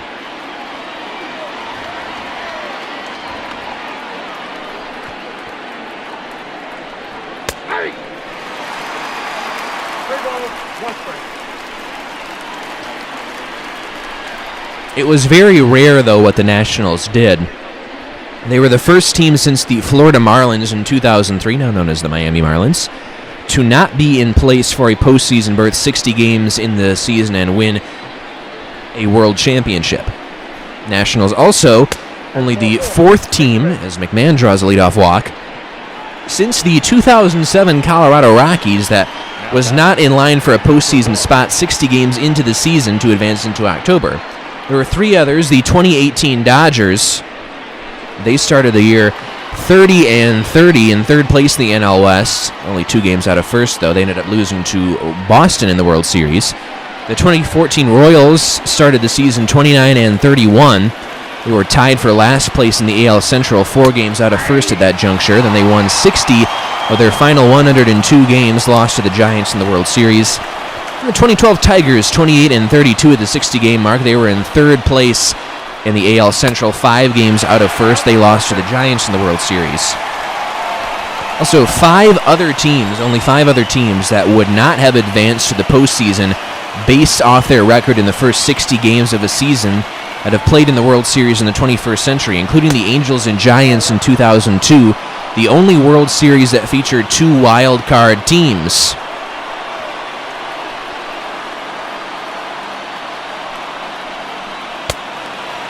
There's a swing and a miss. Hampson strikes out. Now batting, the right fielder, Sam Hilliard.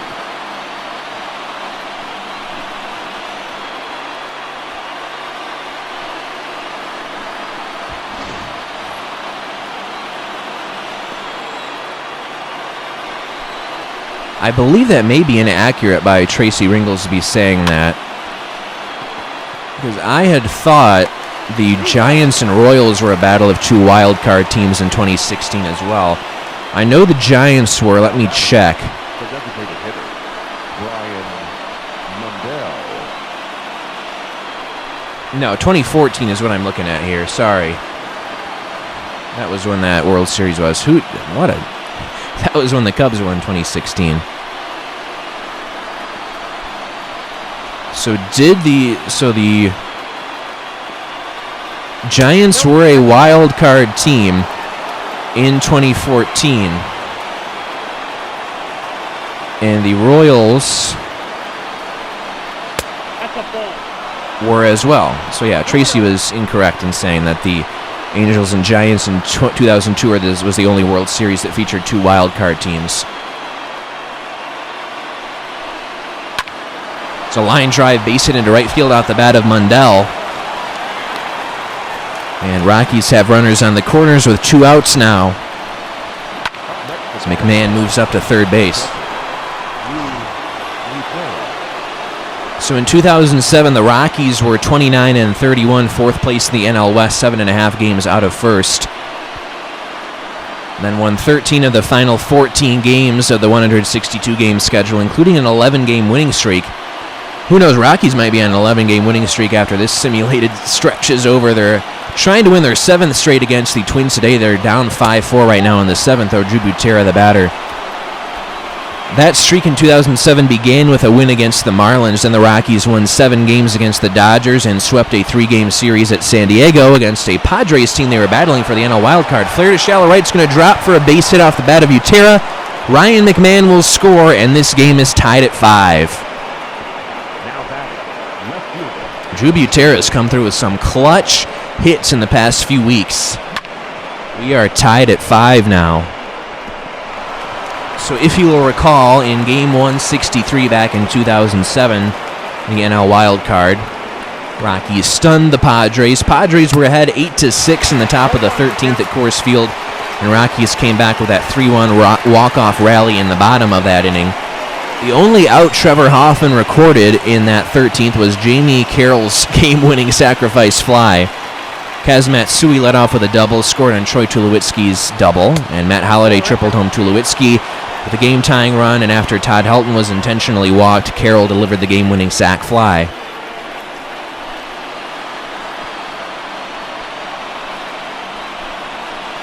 And sweeping the Phillies in 3 games in the National League Division Series, Diamondbacks in 4 games in the NL Championship Series. Rockies had an 8-day layoff waiting for the Boston Red Sox to rally from a 3-1 deficit against Cleveland to claim the AL title. And Boston, as you may know, swept the Rockies in the World Series, outscoring them 29-10. Some other teams, Astros were 25-35, 5th place in the NL Central in 2005. 13.5 back of St. Louis, 8.5 back of the Phillies, who are leading the NL wildcard race. They did not catch the Cardinals, but did overtake the Phillies to earn the NL wildcard berth. And they knocked off the Braves in 4 games in the NL Division Series, and Cardinals in 6 games in the NL Championship Series, then got swept by the White Sox in the World Series. White Sox won 2 games by 2 runs and 2 games by 1 run. All fouls out of play. 2003 Marlins at the 60-game mark were 27-33. That was last place in the NL East. They were 13 games out of first. They had 9 teams ahead of them in the wild card race, but they won 64 of the final 92 games. Dahl swings and grounds and up the middle into center field, a base hit. That will get a run home, and the Rockies take a 6-5 lead here in the 7th RBI single for David Dahl. Now batting, shortstop, Trevor Story.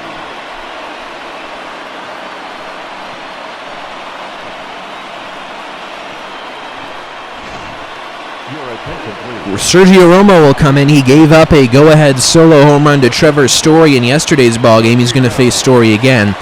3.80 ERA in 21 and a third innings pitched, 15 strikeouts and 7 walks. Not giving up a whole lot of hits. 184 against lefties, 167 against righties, so 2-1 his record.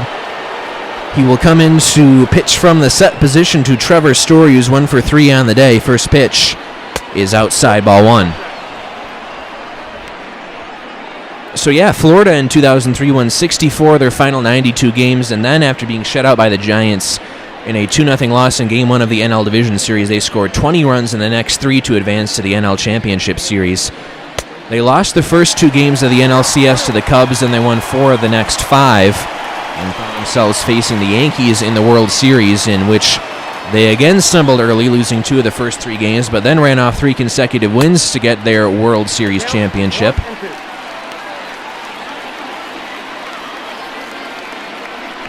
Of course, that was also the year of the Steve Bartman incident when the Marlins beat the Cubs. 2002, the Angels and Giants. Angels were 2.5 games back of the Yankees for an AL postseason berth 60 games into the season, but they rallied to finish 6 games ahead of both the Red Sox and Mariners for that final AL postseason spot. Giants, meanwhile, were just a half game back in the NL wildcard race after their first 60 games, finished 3.5 games ahead of the Dodgers at the end of the regular season. And the Angels won the World Championship in 7 games, finishing the Giants with back-to-back wins at Anaheim Stadium, even though they were outscored 44-41 in 7 games. Angels went to the World Series. They knocked off the Yankees in 4 games in the best-of-5 AL Division Series, and the Twins in 5 games in the best-of-7 AL Championship Series. Giants went the full 5 games in the NL Division Series against the Braves and needed only 5 games to eliminate the Cardinals in the NL Championship Series.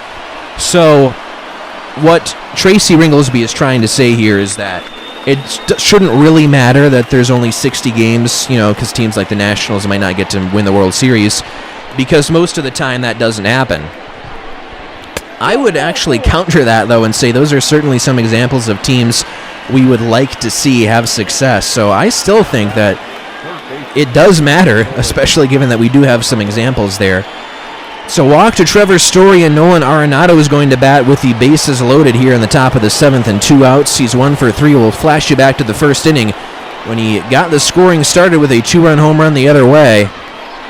That would do a good job right now, a home run the other way, of putting this game comfortably in the Rockies' favor. They have a 1-run lead right now, 6-5, after scoring a couple runs to start off the 7th inning. So Arenado 1 for 3, first pitch is in there for a called strike. Arenado batting .355 with RISP on the year.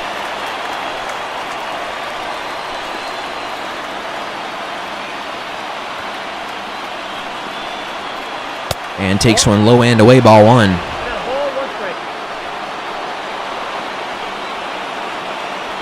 Romo comes set, looks towards third base. His 1-1 delivery to Arenado is going to miss. Low hitters count now on Nolan Arenado, and that is not a situation you want to be in with this guy at the plate if you're Sergio Romo.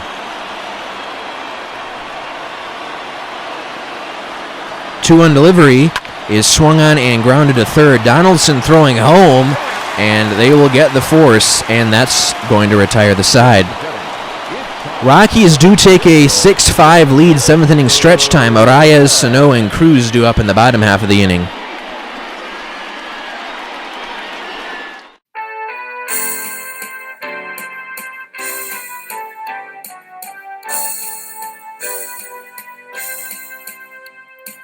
Take me out to the ball game.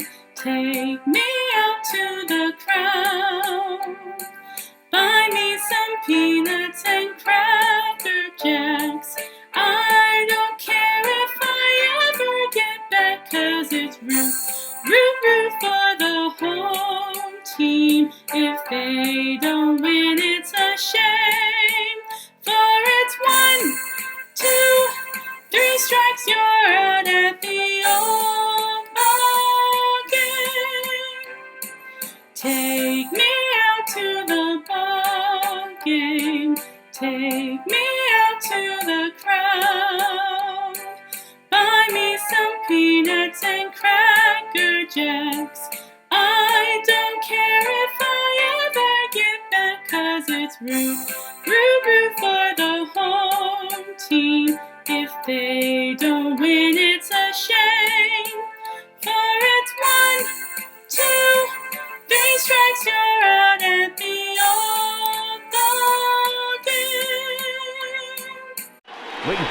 James Pazos will take over on the hill. He's been very good as of late. 44 and 2/3 innings, got that ERA down to 3.63, 44 strikeouts and 17 walks. A little bit of reverse split action going on. 310 against lefties, 219 against righties. Luis Arraez, the first batter he will face, as Tyler Kinley is warming up in the bullpen. He will likely get the 8th.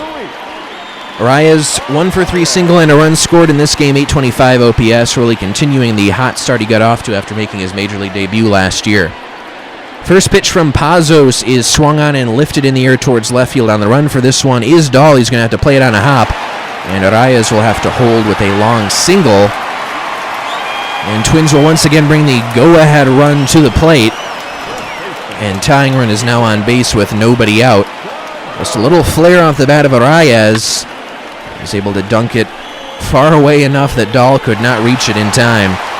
Here is Miguel Sano as Tim Collins has joined Tyler Kinley. Swing and a miss on the first pitch. Sano has struck out twice today, also has a walk and a run scored. 241, 350, 466 his slash line. So while the batting average isn't all there, certainly getting it done from the other two portions of that slash line is Miguel Sano. A 1 pitch is outside, 1 ball and 1 strike.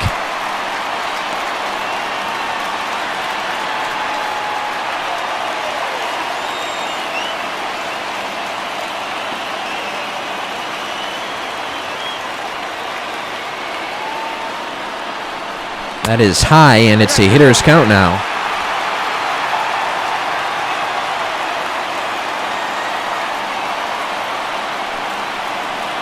It's in there for a called strike. Count evens at 2, so I think Kinley will be out for the 8th if the Rockies maintain their lead. If Pazos runs into trouble, I think we might see Collins try to clean things up here in the 7th. 2-2 pitch is way high, and the count goes full. Nelson Cruz waiting on deck. That is not who we want to see with a lot of base runners on. Hit that 3-run home run in the bottom of the 5th inning. At the time, gave the Twins a 5-3 lead. Rockies have answered back. That's swung on and grounded to first base. Murphy throws to second for 1, back to first, and that is a double play. That's a huge double play induced by Pazos. Nice job by Murphy to start that one, make an accurate throw down to Story at short, and then the return throw to Pazos covering. Here's Nelson Cruz batting with nobody on and 2 outs. Best words in the English language. He's 1 for 3 with that 3-run home run, as we mentioned back in the 5th. 59 runs batted in on the year now for Cruz. First pitch from Pazos is taken for a called strike.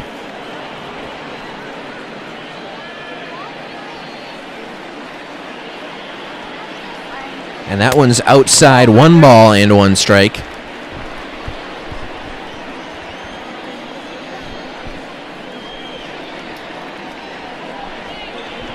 And swung on and grounded foul down the third base line.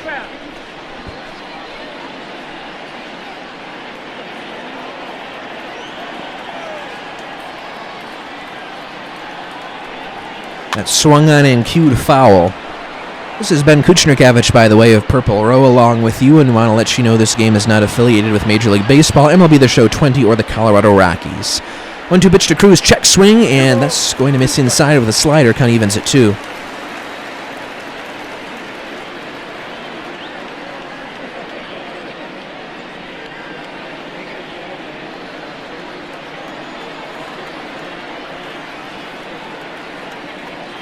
Two-two pitch is low and the count goes full. Josh Donaldson is waiting on deck.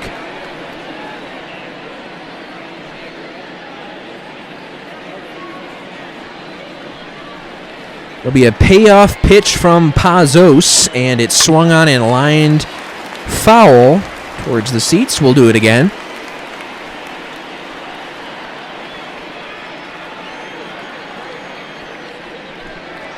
One more time, a 3-2 is swung on and missed. Got him on strikes. Huge strikeout for Pazos. And he continues his hot stretch of pitching right now. We're through 7. It's 6-5 Rockies.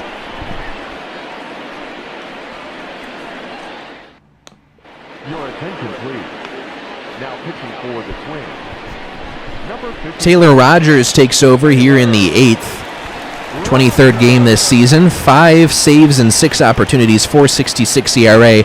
18 strikeouts against 12 walks. Daniel Murphy 1 for 3 RBI single in this one. Tyler Clippard warming up in the Twins bullpen. Rogers into his windup. The motion, the pitch is going to miss outside, ball one.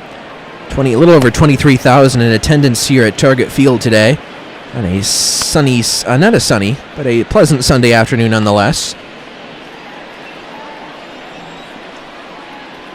Rogers kicks and deals. That swung on in line towards left field. Going out, not able to make the catch is Donaldson. That'll be a single for Murphy. 2 hits today. Another day in the good stretch of Daniel Murphy right now. Rockies could certainly use some insurance runs, especially against this elite offense the Minnesota Twins have put together. Rockies trying to get the sweep today against a very good team. Ryan McMahon has drawn 3 walks. He's also scored a run, otherwise 0 for 1. He swings and misses at the first pitch, so 249 is batting average, up to 325 with the on-base percentage, and slugging 557 is Ryan McMahon. And this is a lefty he's facing in Rogers, but no matter, Ryan McMahon in his career and in the simulation as well has hit better against lefties than he has against righties. Reverse splits for the win. 8th inning means it's time to check some scores around baseball. We'll do so after an 0-2 coming to McMahon. And it's going to miss low, ball one. Braves have beaten the Marlins 7-6. That is now a final. Darren O'Day getting the win for Atlanta. And Drew Steckenrider the loss for Miami. 1-2 to McMahon is swung on and missed. He got him on strikes. There's one away. Reds beat the Nationals 6-3. That one is now gone final. Michael Lorenzen with his second win for Cincinnati. We'll bring up Garrett Hampson. 1 for 4 base hit in the 3rd inning. Batting .286 is Hampson. He lays down a bunt, and we'll see how they will try to get the out at second. They will not, and they're not going to get anybody at first. That was a poor decision on the part of Miguel Sano. And both runners are going to be safe with 1 out. Here's Sam Hilliard now, 3 for 12 in the series, 1 for 4 on the day. And first pitch misses outside, ball one. Double and a run scored today for the .858 OPS-ing Hilliard.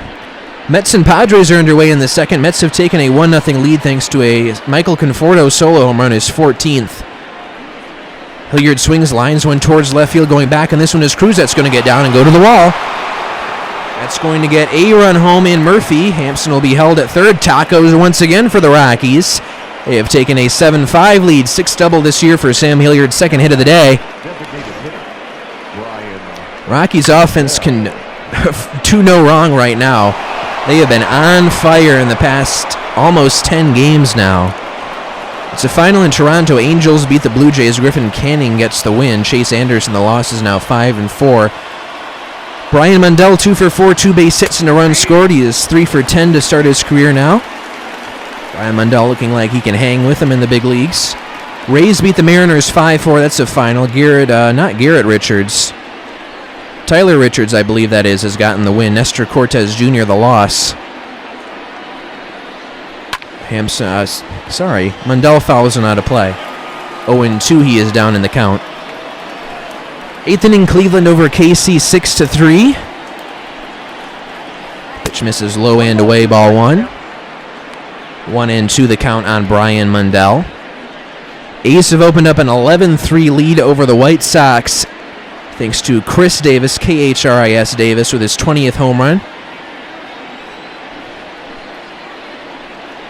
And there's a foul the other way. A couple of runners in scoring position for the Rockies. They're on second and third with just 1 out. Brian Mundell trying to extend the lead and swung on and missed, got him on strikes. There's 2 away. Good looking curveball from Rogers gets his second strikeout of the inning. Really tying Mundell up with that one down and in.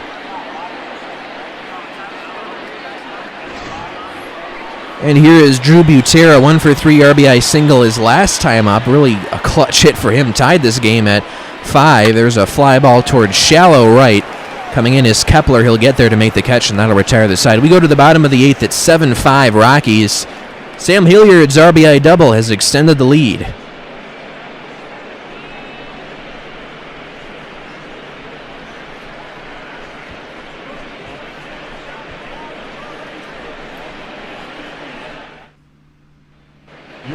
Tyler Kinley will pitch the 28th game for must-see Kinley. ERA is now at 1.95, 27 and 2/3 innings, 33 strikeouts against 11 walks. Lefty's only hitting .089, righty's .231. Josh Donaldson, the first batter he will face. 0-for-2, drew a walk in the 4th inning. Tim Collins and Scott Oberg are warming up in the bullpen now for the Rockies. Oberg, if it is a save situation in the 9th. And we are certainly hoping it will be. Well, wouldn't bother me if the Rockies decided to score even more runs in the 9th either, though. Tyler Kinley versus Josh Donaldson, 0-for-2 on the day. First pitch is swung on and grounded into left field, a base hit. Donaldson not waiting around there, and once again the tying run will come to the plate for the Twins.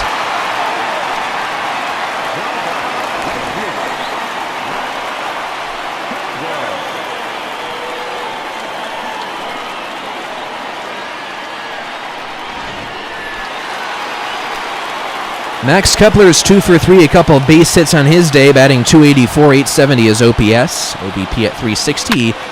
Grounds one right into the glove of the first baseman. Murphy goes to second for one, back to first, and that is a hard hit ball, but it is also a double play. And they're 2 away now.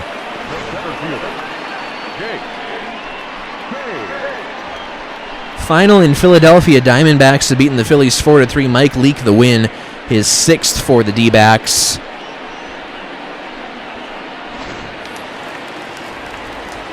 And Jake Cave, the batter, he drew a walk in the 6th inning, otherwise 0-for-2.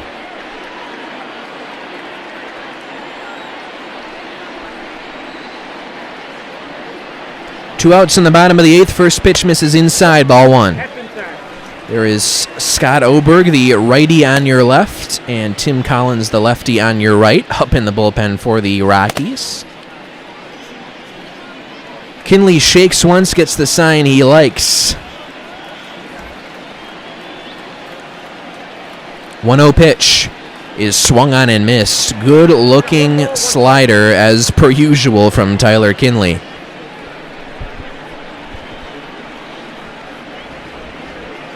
One from Kinley. Swung on and lined towards right center field. On the run for this one is Hampson. He'll get there. It's a quick, peaceful inning for Tyler Kinley.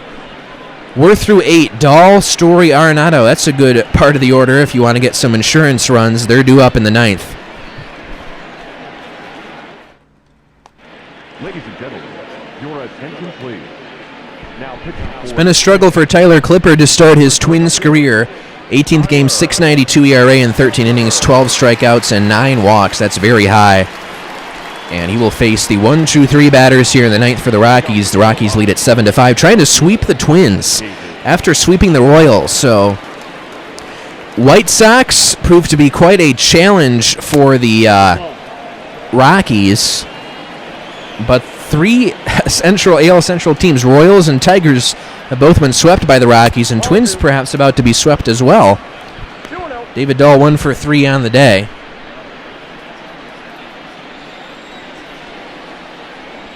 .2-0 coming from Clippard is swung on and pulled towards fairly deep right field. Going back on this one, leaping, not able to make the catch is Kepler. That's going to carry him away from him. Dahl will cruise into second base with a leadoff double here in the top of the 9th. That is the NL leading 35th double this year for David Dahl. Some guys are lucky to get that in an entire season. And here is Trevor Story, 1-for-3 double and a run scored today. Trevor May is starting to warm up in the Twins bullpen, as Rocco Baldelli, I think, has seen this story before with Tyler Clippard. Might not want it to last too long. Story double and a run scored today.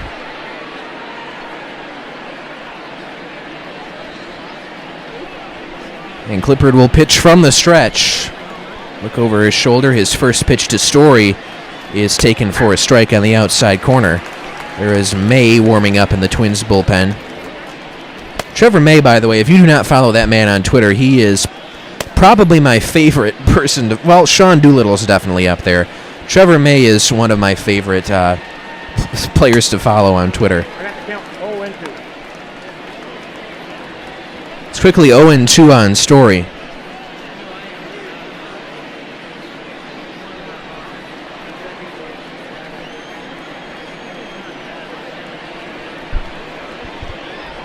And swung on and lined foul the other way. We'll do it again.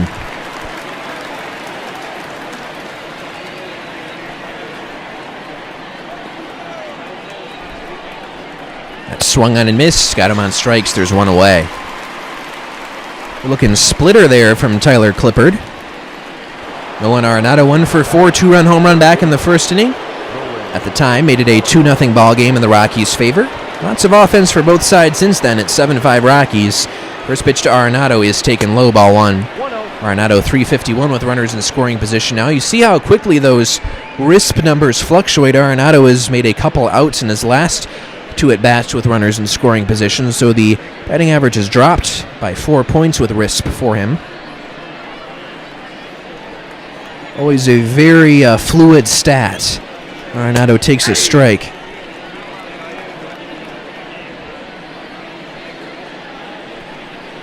Clippard comes set, looks over his shoulder. His 1-1 pitch is going to miss down and in. Hitter's count on Nolan Arenado.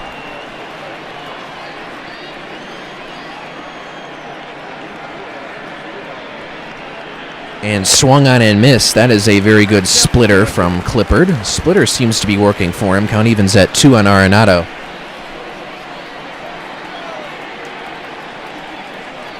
And swung on and missed. He got him on strikes. There's 2 away. Leadoff double for David Dahl. Then strikeouts of Story and Arenado for Tyler Clippard. It'll bring up Daniel Murphy. Had a good day today. A couple hits.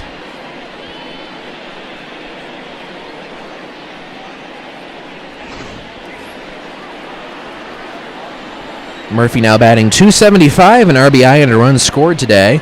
It's been quite a climb for him. First pitch is swung on and missed. It was really just a few series ago when Murphy was only hitting .245. 5 for 13 in this series. Very good series. Last homestand was very good for him. Padres and Royals. 0-1 is going to miss low. 1 ball, 1 strike. 1 ball, 1 strike.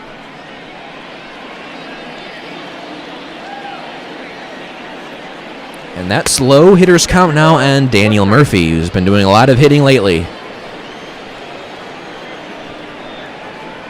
Swung on and chopped foul. Count evens at 2.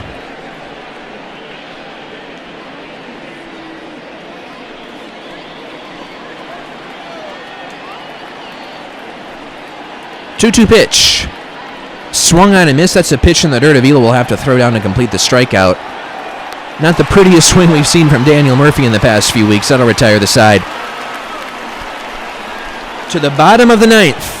Avila, Polanco, Semien due up for the Twins at 7-5 Rockies, trying to sweep Minnesota here at Target Field. And Scott Oberg. This is his 23rd appearance of the season, 13 saves in 14 opportunities, 19 innings, 23 strikeouts, 12 walks, 189 is ERA. Ever since coming back from the injured list, he has been absolutely lights out. Alex Avila 0 for 3 in this one.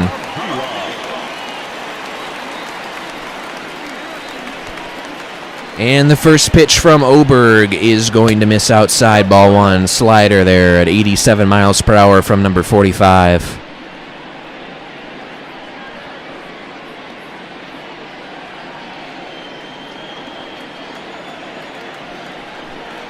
Oberg into his motion windup and the 1-0 pitch. Swung on and missed. 1-1.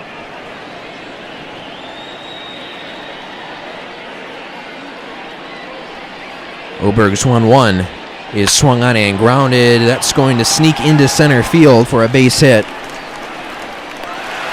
The first hit of the game for Alex Avila, leading things off here in the 9th. That'll bring the potential tying run to the plate for the Twins. And the lineup will turn over. Here is Jorge Polanco, 1 for 3 base hit in the 6th inning. 1042 his OPS. TC Bear wants to see this game continue past the, well, either end here in the bottom of the ninth with the Twins win or continue into extras. Crowd on their feet. Scott Oberg will have to pitch through some trouble now in this very tough Twins lineup. First pitch outside, ball one to Polanco. 95-mile-an-hour fastball. Oberg will pitch from the stretch. Is 1-0. Is swung on and fouled over the screen.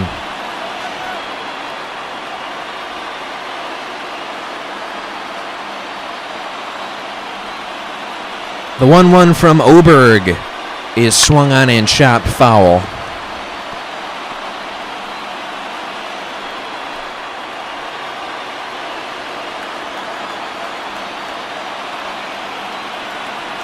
One-two pitch. Way inside, count evens at 2.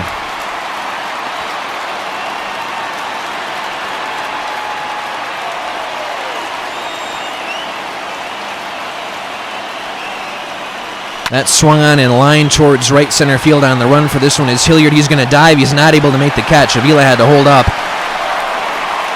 And Avila is going to be held at third base. Runners on second and third with nobody out now for the Twins. It's a double for Jorge Polanco.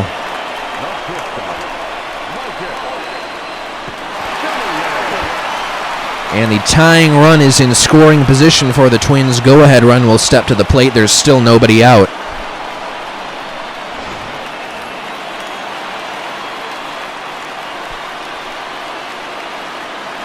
Here is Marcus Semien. What a day he's had. 3 for 4, a single, and 2 home runs. Well, you know what a home run would do here. Oberg will have to pitch very carefully to him. First pitch is taken high, ball 1. Semien is only batting .200 with runners in scoring position this year. But as we have mentioned, those numbers can fluctuate very quickly, those RISP numbers. 1-0 from Oberg is a check swing, and he went too far. 1 ball, 1 strike. 95-mile-an-hour fastball from Oberg.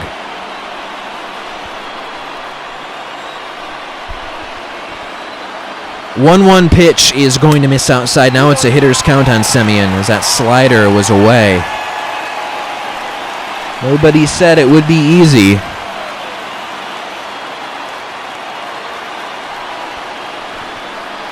That swung on and lined foul back to the screen. Count evens at 2.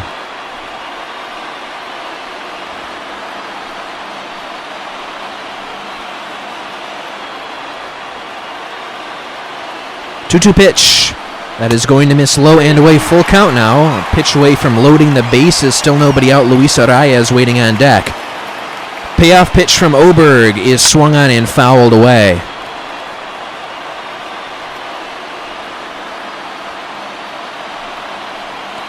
Oberg comes set. Another stressful 3-2 pitch coming. And it's swung on and grounded towards second base. McMahon on the backhand throws to first for the out. Avila will score. It's going to make it a 7-6 ball game. The tying run will be on third base with 1 out.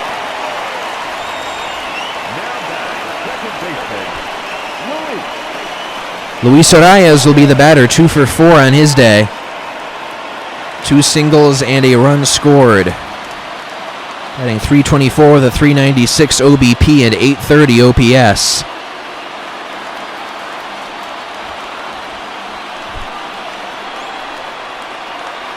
And pitch out. Not sure what was going on there.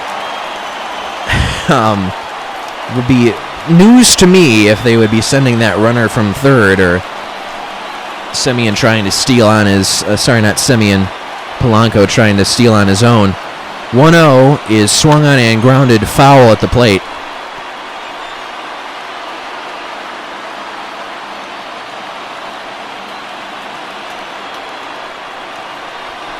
One from Oberg is swung on and fouled away.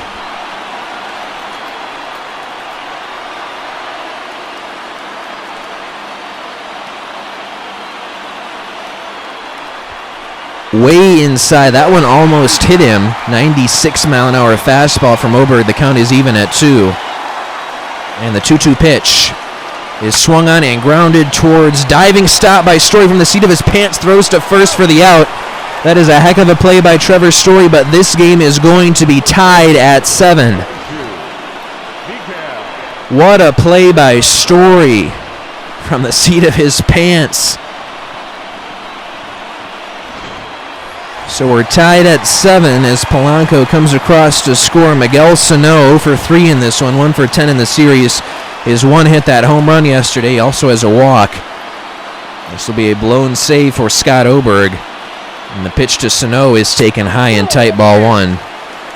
Carlos Estevez and Tim Collins now throwing in the Rockies bullpen. Wade Davis has not yet been used today.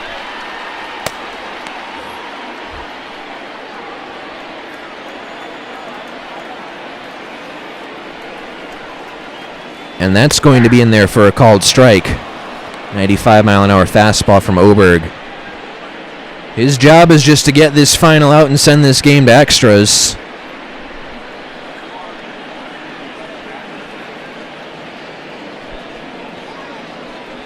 That is low. Hitter's count now on Miguel Sano.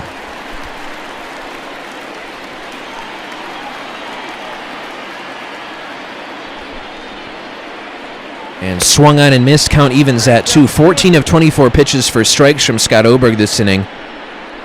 And the runs just scoring on RBI groundouts. And we're tied at 7. 2-2 pitch is swung on and missed. Got him on strikes. And that will retire the side.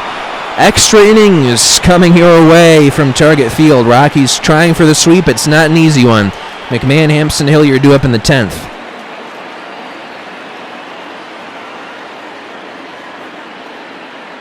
Leading off for Colorado, the second baseman, Ryan McMahon leading things off in the top of the 10th. 0 for 2 on the day. Has drawn 3 walks, though. First pitch is a strike. Tyler Clippard out there for another inning of work.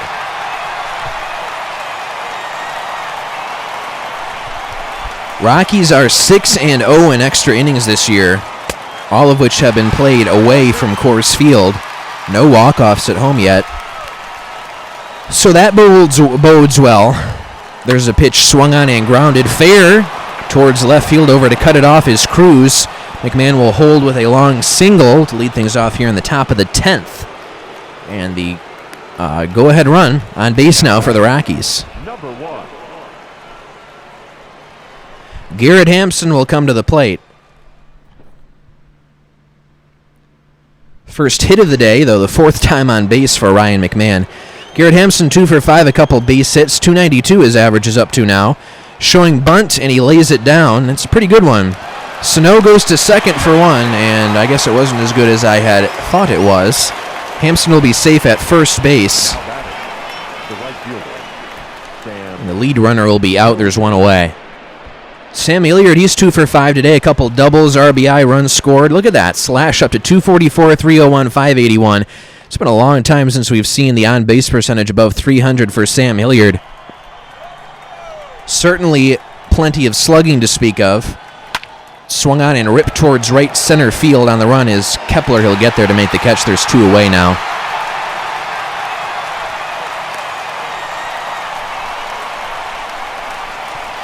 Over at Rockspile, Kevin Henry wrote about 3 pitchers who could be X factors for the Rockies in 2020 because that's going to be pretty important. The Rockies' bullpen was better than the rotation in 2019. Batters hit 263 against the pen as Brian Mundell swings and misses, and 286 against the starters. Whip was not great for either, but bullpen had a 147 whip and 152 for the starters. OPS plus was 94 for bullpen against 105 for the starters. There's a swing and a ground ball hit towards third base. Donaldson makes the play, and that will retire the side. We go to the bottom of the 10th, tied at 7.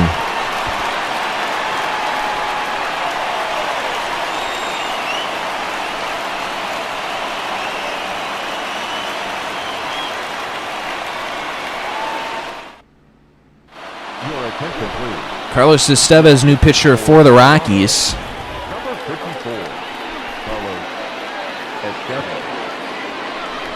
48th game, 44 and 2/3 innings, 4.84 is ERA, and that number has been coming down quite a bit.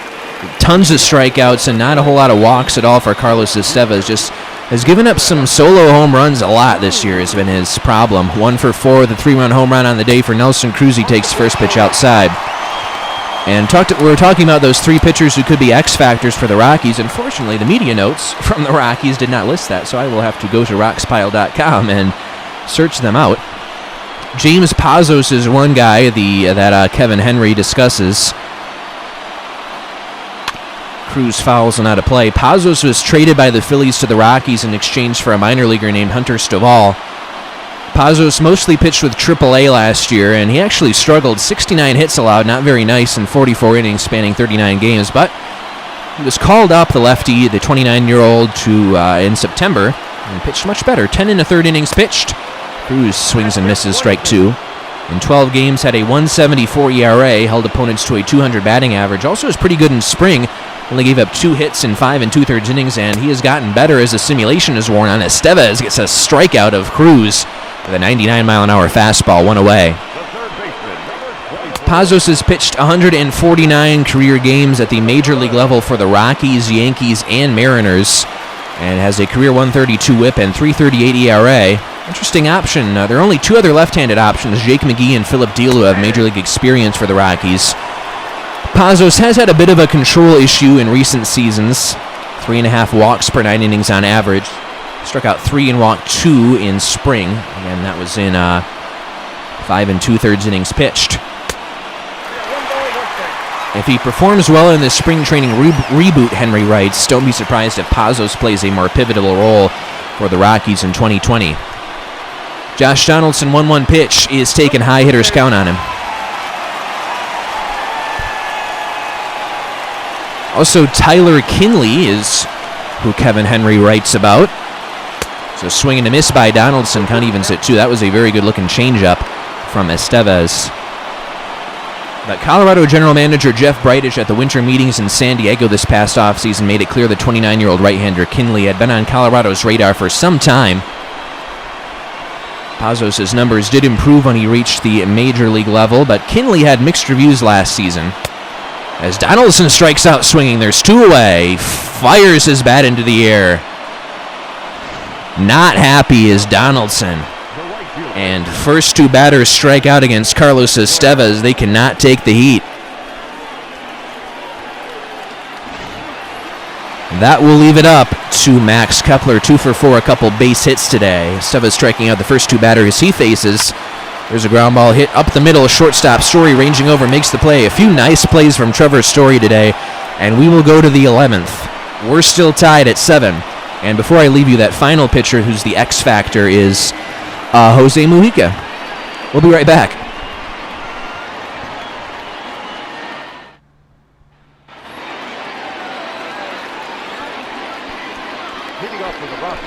Drew Butera leads off the 11th. He is 1 for 4 on the day with an RBI single that tied the game at 5 earlier on in this one. Swings and misses at a pitch in the dirt. Tyler Clippard out for a 3rd inning of work. He gave up a leadoff double to David Dahl when he came in for the 9th, did Clippard, but then he's really set down Rockies batters. There's a pitch low, 1 ball and 1 strike.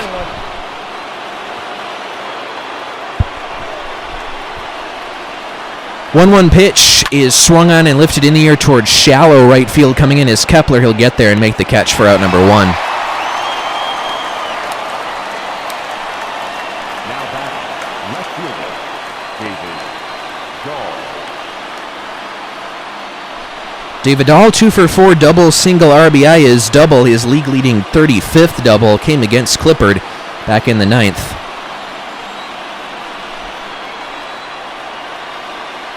And that's going to miss outside, ball 1. Clippard's 1-0 pitch is swung on and grounded up the middle. Ranging over is the shortstop Semien, makes the play. There are 2 gone now.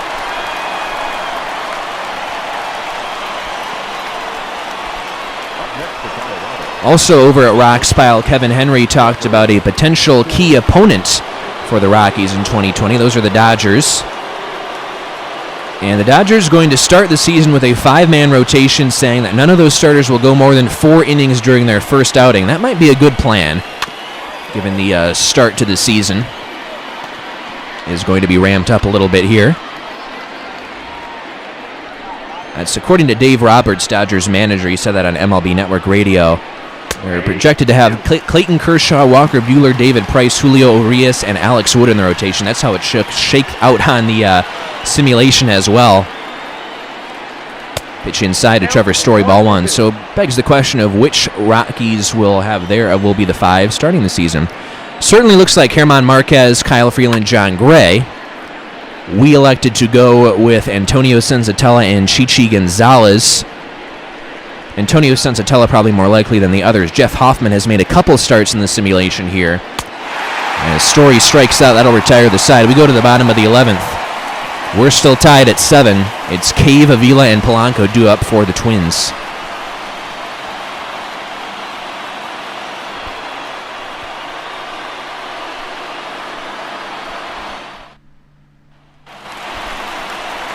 Bottom of the 11th, 7-7 ball game. Jake Cave, 2 for 10 in the series, 0 for 3 today. Rockies trying to sweep the Twins. We're tied at 7 here in the bottom of the 11th. Carlos Estevez had a really good 1-2-3 inning, struck out a couple batters in the bottom of the 10th. Josh Donaldson and Nelson Cruz. First pitch is a strike in there to Cave. So Peter Lambert, when we're talking about the Rockies rotation, that's largely depending on health.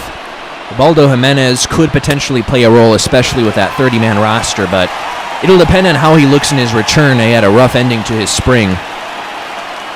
Of course, the rotation could certainly be tweaked, especially at the back end after the season's first week, depending on performance. And with a short season, the leash could be short for pitchers on the rotation bubble who don't perform. And additionally, should Rockies pitchers be limited to shorter outings to start the campaign, those players who don't figure into the original rotation will likely become key contributors as long relievers.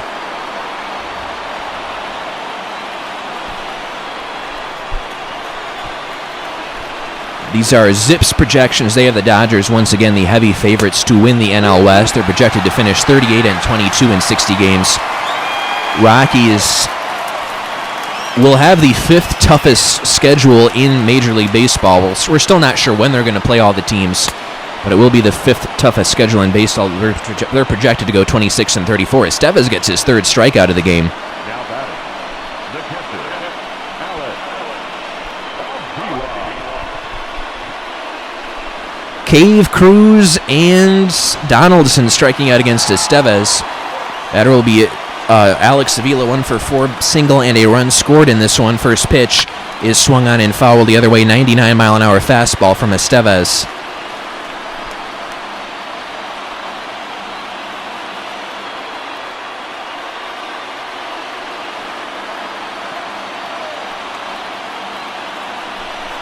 The 0-1 is swung on and missed quickly. 0-2 on Avila. 89-mile-an-hour changeup from Estevez there.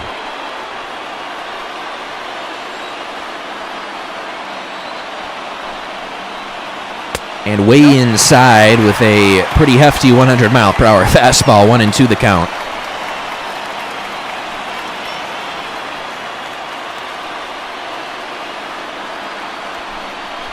One-two pitch from Estevez is swung on and missed. Got him on strikes. Not 100-mile-an-hour fastball there. 4th strikeout picked up by Estevez of the 5 outs he's picked up. The designated hitter,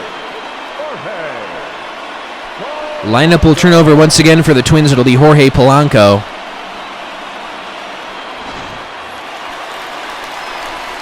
Two for 4 double single run scored on his day. 4 for 11 in the series. First pitch is going to miss low and away, ball 1.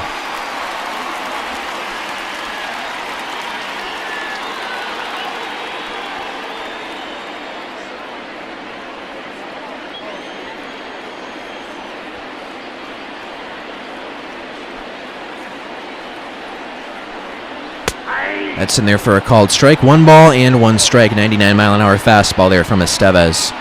Really firing it in there in his last 2 innings of work.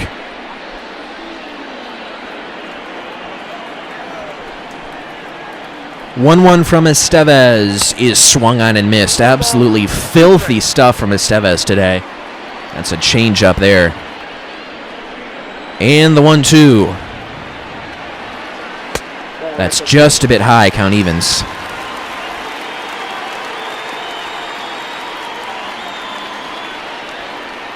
2-2 pitch. That's inside. Count goes full. Marcus Semien waiting on deck. He have 3 hits and 2 home runs today.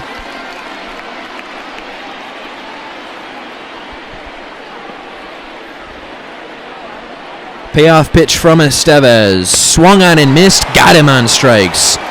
What a job by Estevez. He strikes out 5 batters in 2 innings of work. After 11, Arenado, Murphy, McMahon due up in the 12th. Tied at 7.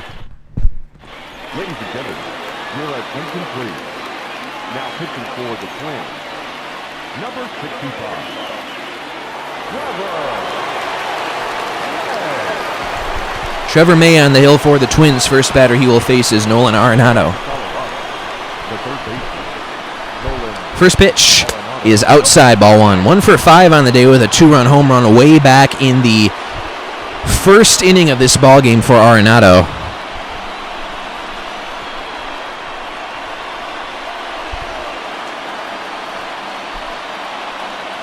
That one's outside, 2-0.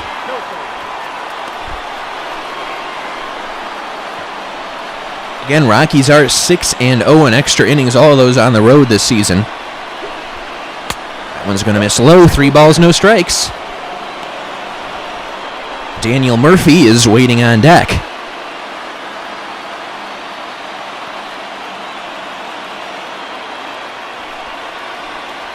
And just a bit low, ball 4. He walked him, leadoff walk to Nolan Arenado here in the top of the 12th. Go ahead run on base now for the Rockies. The first baseman, number 9, Daniel Murphy. Daniel Murphy 2 for 5 on the day. Homer Bailey has started to warm up in the Twins bullpen. He pitched a lot in the first game of this series. 5 for 14 in the series is Murphy. He's showing bunt, and the bunt is fouled. Interesting situation here with your cleanup hitter, Bud Black, playing for the run. We'll see if that, well, he's still trying to lay down a bunt, and that's going to miss inside, nearly hit Murphy. There is Homer Bailey tossing in the bullpen for the Twins.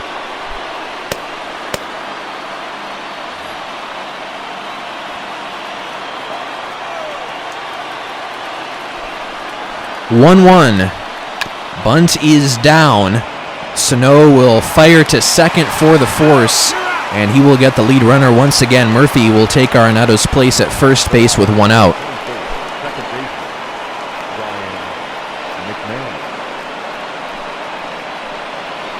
baseman, Ryan McMahon. Ryan McMahon 1 for 3, single, run scored, also 3 walks in this ball game.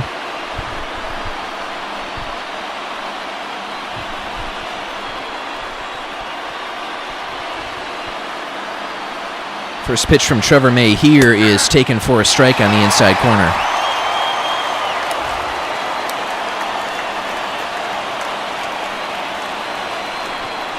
A 1 is swung on and chopped foul. Just getting a piece was McMahon. It's quickly 0-2 on him.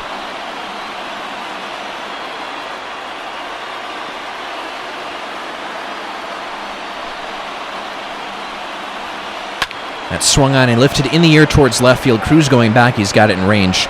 He'll make the catch. There's 2 away.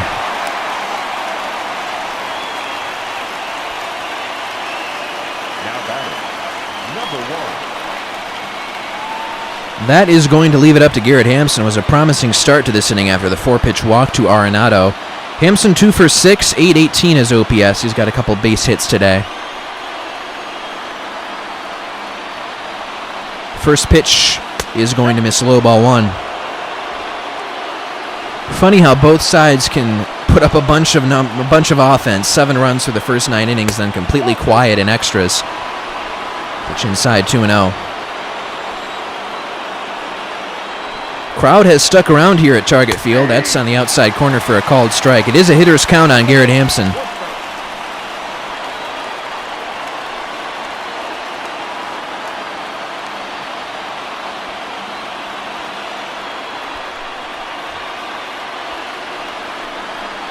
That is outside, 3 balls and a strike. Sam Hilliard waiting on deck.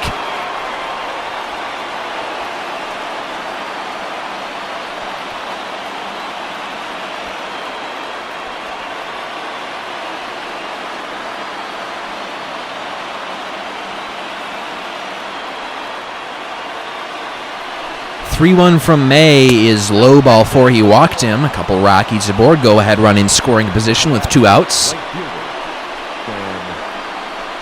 Sam Hilliard 2 for 6 on the day. 2 doubles, an RBI, and a run scored.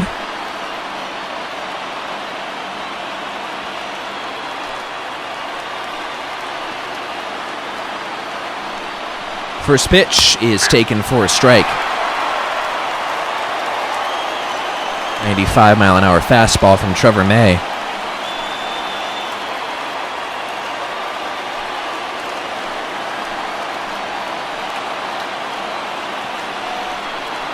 May comes set. His 0-1 is swung on and ripped foul. Quickly 0-2 now on Hilliard.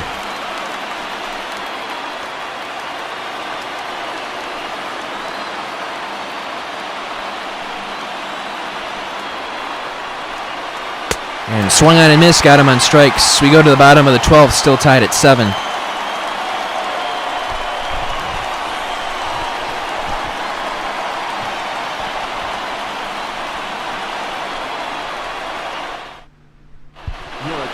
Tim Collins, new pitcher for the Rockies, 27th game this year, 2-0 his record. 21 and a third innings, 22 strikeouts, 16 walks, a 3.38 ERA. A little bit of reverse split action going on for him as well. Over 300 for left-handed batters. Marcus Semien is at 2 home runs today. We flash you back to the 5th inning when he hit one of them. He's going to lead things off here in the bottom of the 12th.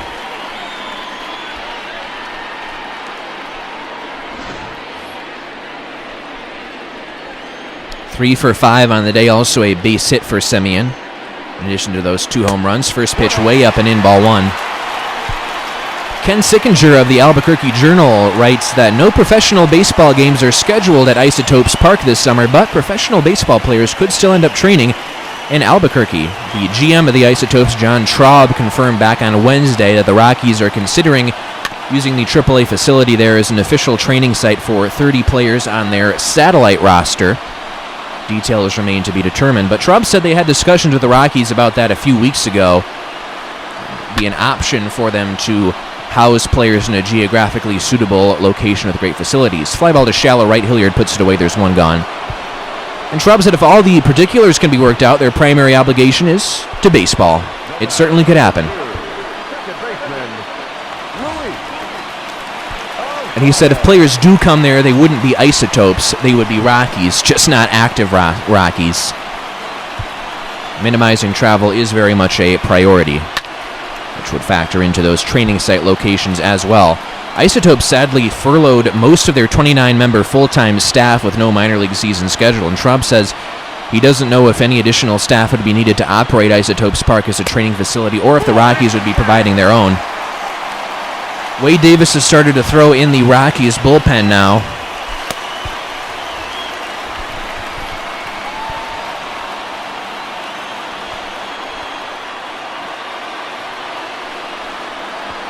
One is going to miss outside. Hitters count on Luis Arraez. He's 2 for 5 on the day.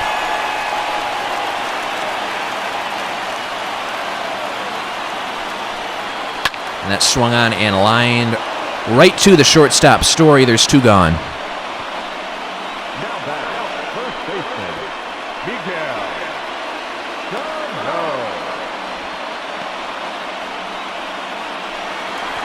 Here is Miguel Sano. He's 0 for 4 on the day, does have a walk.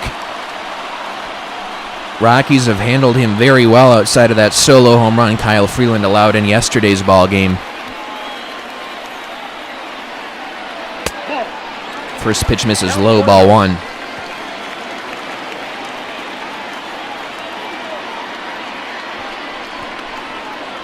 And that swung on and ripped foul and out of play. Had a loud sound, but it was well foul.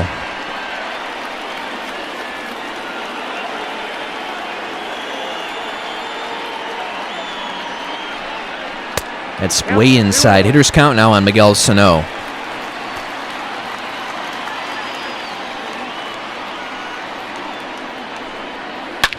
Swung on and lifted in the air towards the right field corner. That ball is fair. Over to get it is Hilliard. Sano will cruise into second base with a 2-out double. That's where the winning run is now. There are 2 outs. Collins will have to try to get the final one. Otherwise, Sano could be scoring the winning run of this ball game. 12th double of the year for Miguel Sano.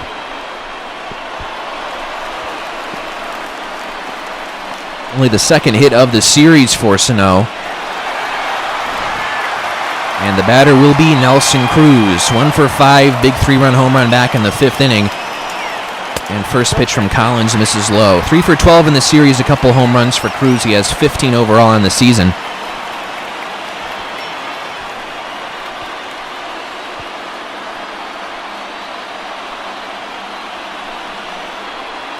Swung on and lined towards left field. That's going to get down for a base hit. Sano's going to be waved around third. Throw to the plate is not going to be in time. Twins win it 8-7 in 12 innings. Big 2-out double for Miguel Sano, and then Nelson Cruz bringing him home. And that is your final in 12. Rockies will not be able to sweep the Twins today, and the 6-game winning streak comes to an end. Twins offense just overpowering the Rockies pitching staff in today's ball game. So that is the first loss in extra innings this year for the Rockies. Again, all the previous wins had come on the road. We're not able to sustain that were the Rockies, and the Twins come away with a game in which they salvage the series here. Player of the game is going to be Marcus Semien, and why not, as he gets the Gatorade bath. This game is not affiliated with Gatorade, by the way.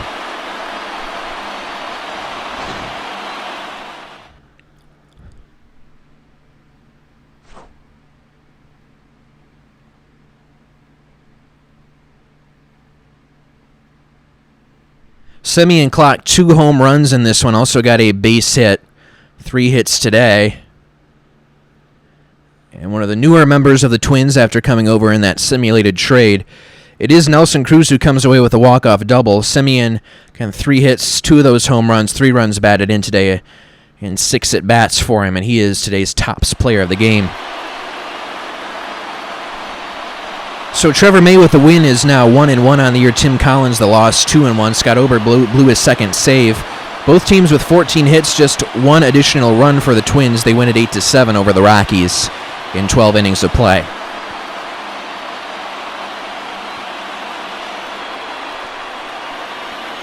Trevor May, 1 inning, 1 strikeout, 2 walks, doesn't give up any runs. 1 run given up by Tim Collins in 2/3 of an inning of work, 2 hits allowed. And Marcus Semien, 3 for 6, 2 home runs, 3 runs batted in, 2 runs scored.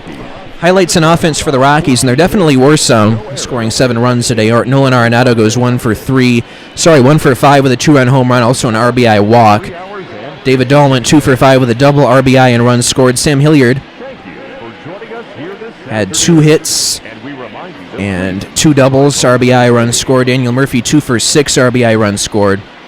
Marcus Semien, we talked about him already. Nelson Cruz, 2 for 6 with a big 3-run home run. That's another RBI as well for 4 on the day. Luis Arias, 2 for 6 RBI and runs scored. Jorge Polanco, 2 for 5 double and runs scored.